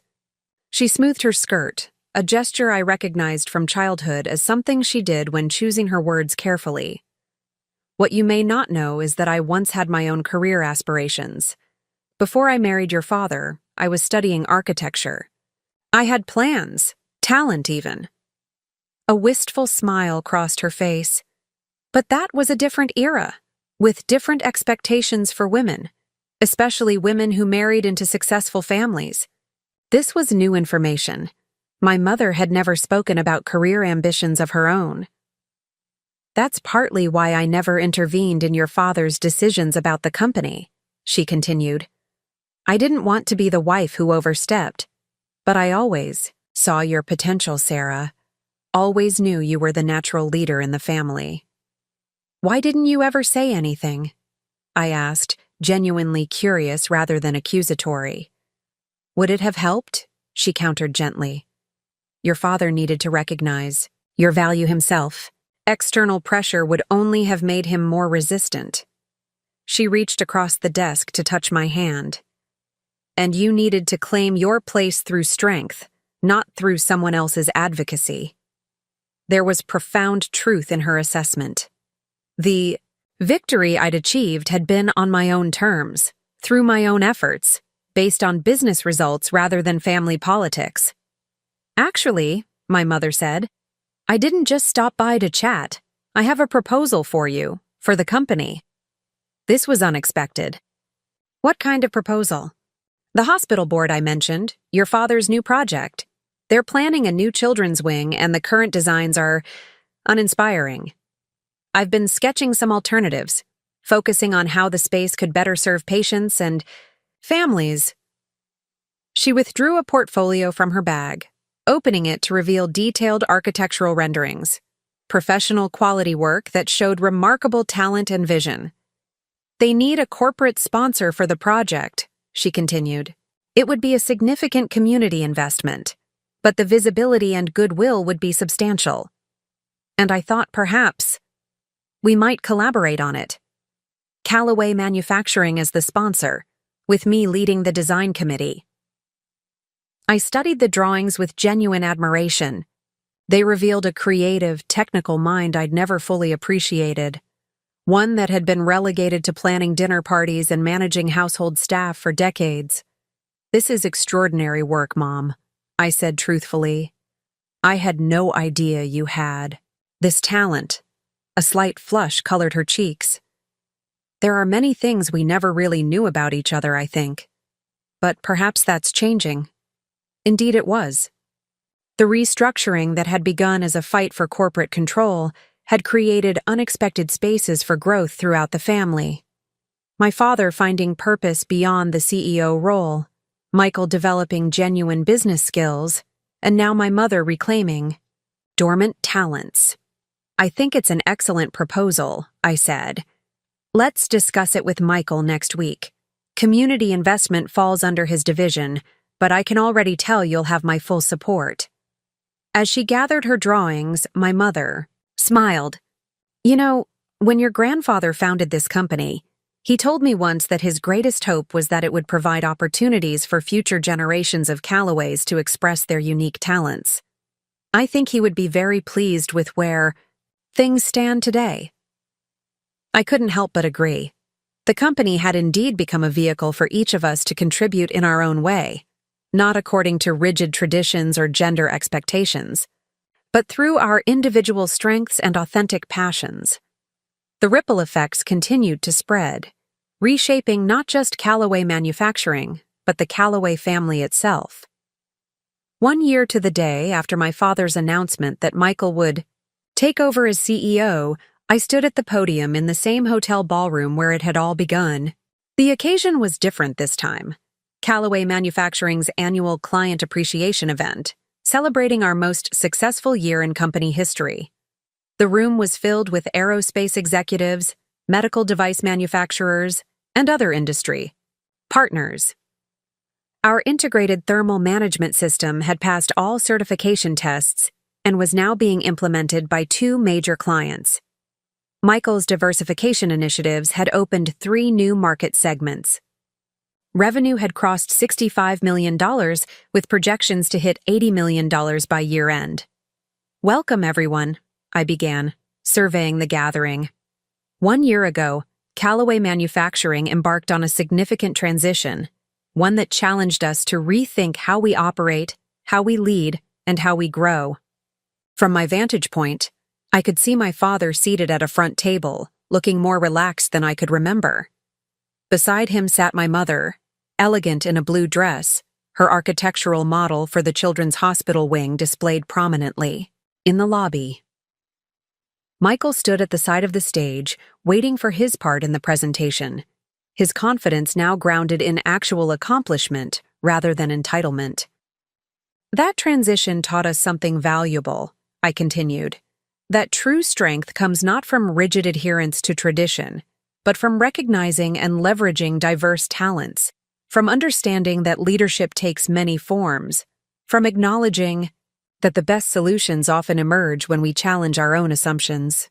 I gestured toward the various division displays around the room: aerospace systems, medical components, emerging technologies, each representing a facet of our expanded business model. Tonight, we celebrate not just financial success, but a more fundamental achievement: building a company where innovation thrives, where merit determines opportunity, and where different perspectives create better outcomes. As I introduced Michael to discuss our market expansion strategy, I reflected on the journey of the past year. The crisis that had begun with my father's announcement had ultimately strengthened both the company and, somewhat surprisingly, our family. My father had found purpose beyond the CEO role, serving on multiple boards and mentoring young entrepreneurs. My mother had reclaimed her architectural passion, with the children's hospital wing now under construction. Michael had developed genuine business acumen, earning respect through results rather than position. And I had secured my place not through inheritance or legal maneuvering, but through demonstrable leadership. Later that evening, as clients and executives mingled, my father approached me, 2 glasses of champagne in hand. He offered one to me with a nod toward the revenue display, $65 million in bold graphics. "You were right," he said simply, "about everything." Coming from Richard Callaway, it was the highest form of acknowledgement possible. "Not everything," I replied. The dual leadership model was better than my original plan. We needed both perspectives. He considered this, then raised his glass. "To Callaway Manufacturing, past, present, and future." As we clinked glasses, I added my own silent toast: to building something worth fighting for, and to having the courage to fight for it. 5 years have passed since that pivotal moment when my father announced my brother would take over the company I had built. Callaway Manufacturing now generates over $120 million in annual revenue, with a valuation approaching $500 million. We've expanded into international markets, acquired 2 complementary businesses, and established ourselves as industry leaders in both aerospace systems and medical technology. The dual leadership structure that emerged from our conflict has become a case study in effective family business governance, featured in business schools and industry publications. My father, now fully retired, occasionally gives guest lectures on evolving beyond traditional succession, speaking with surprising candor about his own journey from rigid traditionalist to advocate for merit-based leadership. Michael has thrived. In his role, his natural networking abilities and relationship-building skills proving valuable in exactly the ways I had hoped. He recently married, and his wife, a brilliant biomedical engineer, has brought fresh perspective to our medical device division. As for me, I've found balance I never thought possible. The company no longer consumes every waking moment, though it remains my primary professional focus. I serve on several boards, mentor young female executives, and have even found time for personal interests long postponed: travel, photography, and recently, a promising relationship with someone who understands ambition without being threatened by it. What began as a fight for recognition has transformed into something more meaningful: a model for how family businesses can evolve beyond outdated patriarchal patterns while still honoring legacy and kinship bonds. If there's wisdom I would share from this journey, it's this: know your worth. I didn't fight for control of Callaway Manufacturing because of wounded pride or sibling rivalry. I fought because I had objectively built something valuable, something worth protecting. Recognizing your true contributions is not arrogance. It's clarity. Prepare before you need to. The original company charter, the ownership documentation, the business performance metrics, these weren't gathered in panic after my father's announcement. They were part of my ongoing stewardship, my careful attention to both legal foundations and business realities. Find allies who value merit. Throughout this story, people like David, Elaine, Raul, and board members like Diane Ramos supported me not because of personal loyalty, but because they recognized demonstrated capability. Their advocacy wasn't about gender politics. It was about business effectiveness. Seek solutions, not victories. The dual leadership model ultimately benefited everyone: the company, our clients, our employees, and yes, our family. Had I insisted on complete control or walked away entirely, none of us would have achieved what we have today. And finally, understand that sometimes the most important leadership quality isn't technical expertise or strategic vision, though both matter deeply. Sometimes it's simply the courage to stand up and say, "I built this, and I'm not going to let anyone take it away." Not because of tradition, not because of gender, not because of anything except demonstrated capability. The company my grandfather founded, my father stewarded, and I transformed continues to evolve. And in that evolution lies its strength, not as a monument to any individual, but as a living enterprise that honors contribution above all else. That is the legacy I'm most proud to have built. Up next, you've got 2 more standout stories right on your screen. If this one hit the mark, you won't want to pass these up. Just click and check them out. And don't forget to subscribe and turn on the notification bell so you don't miss any upload from us.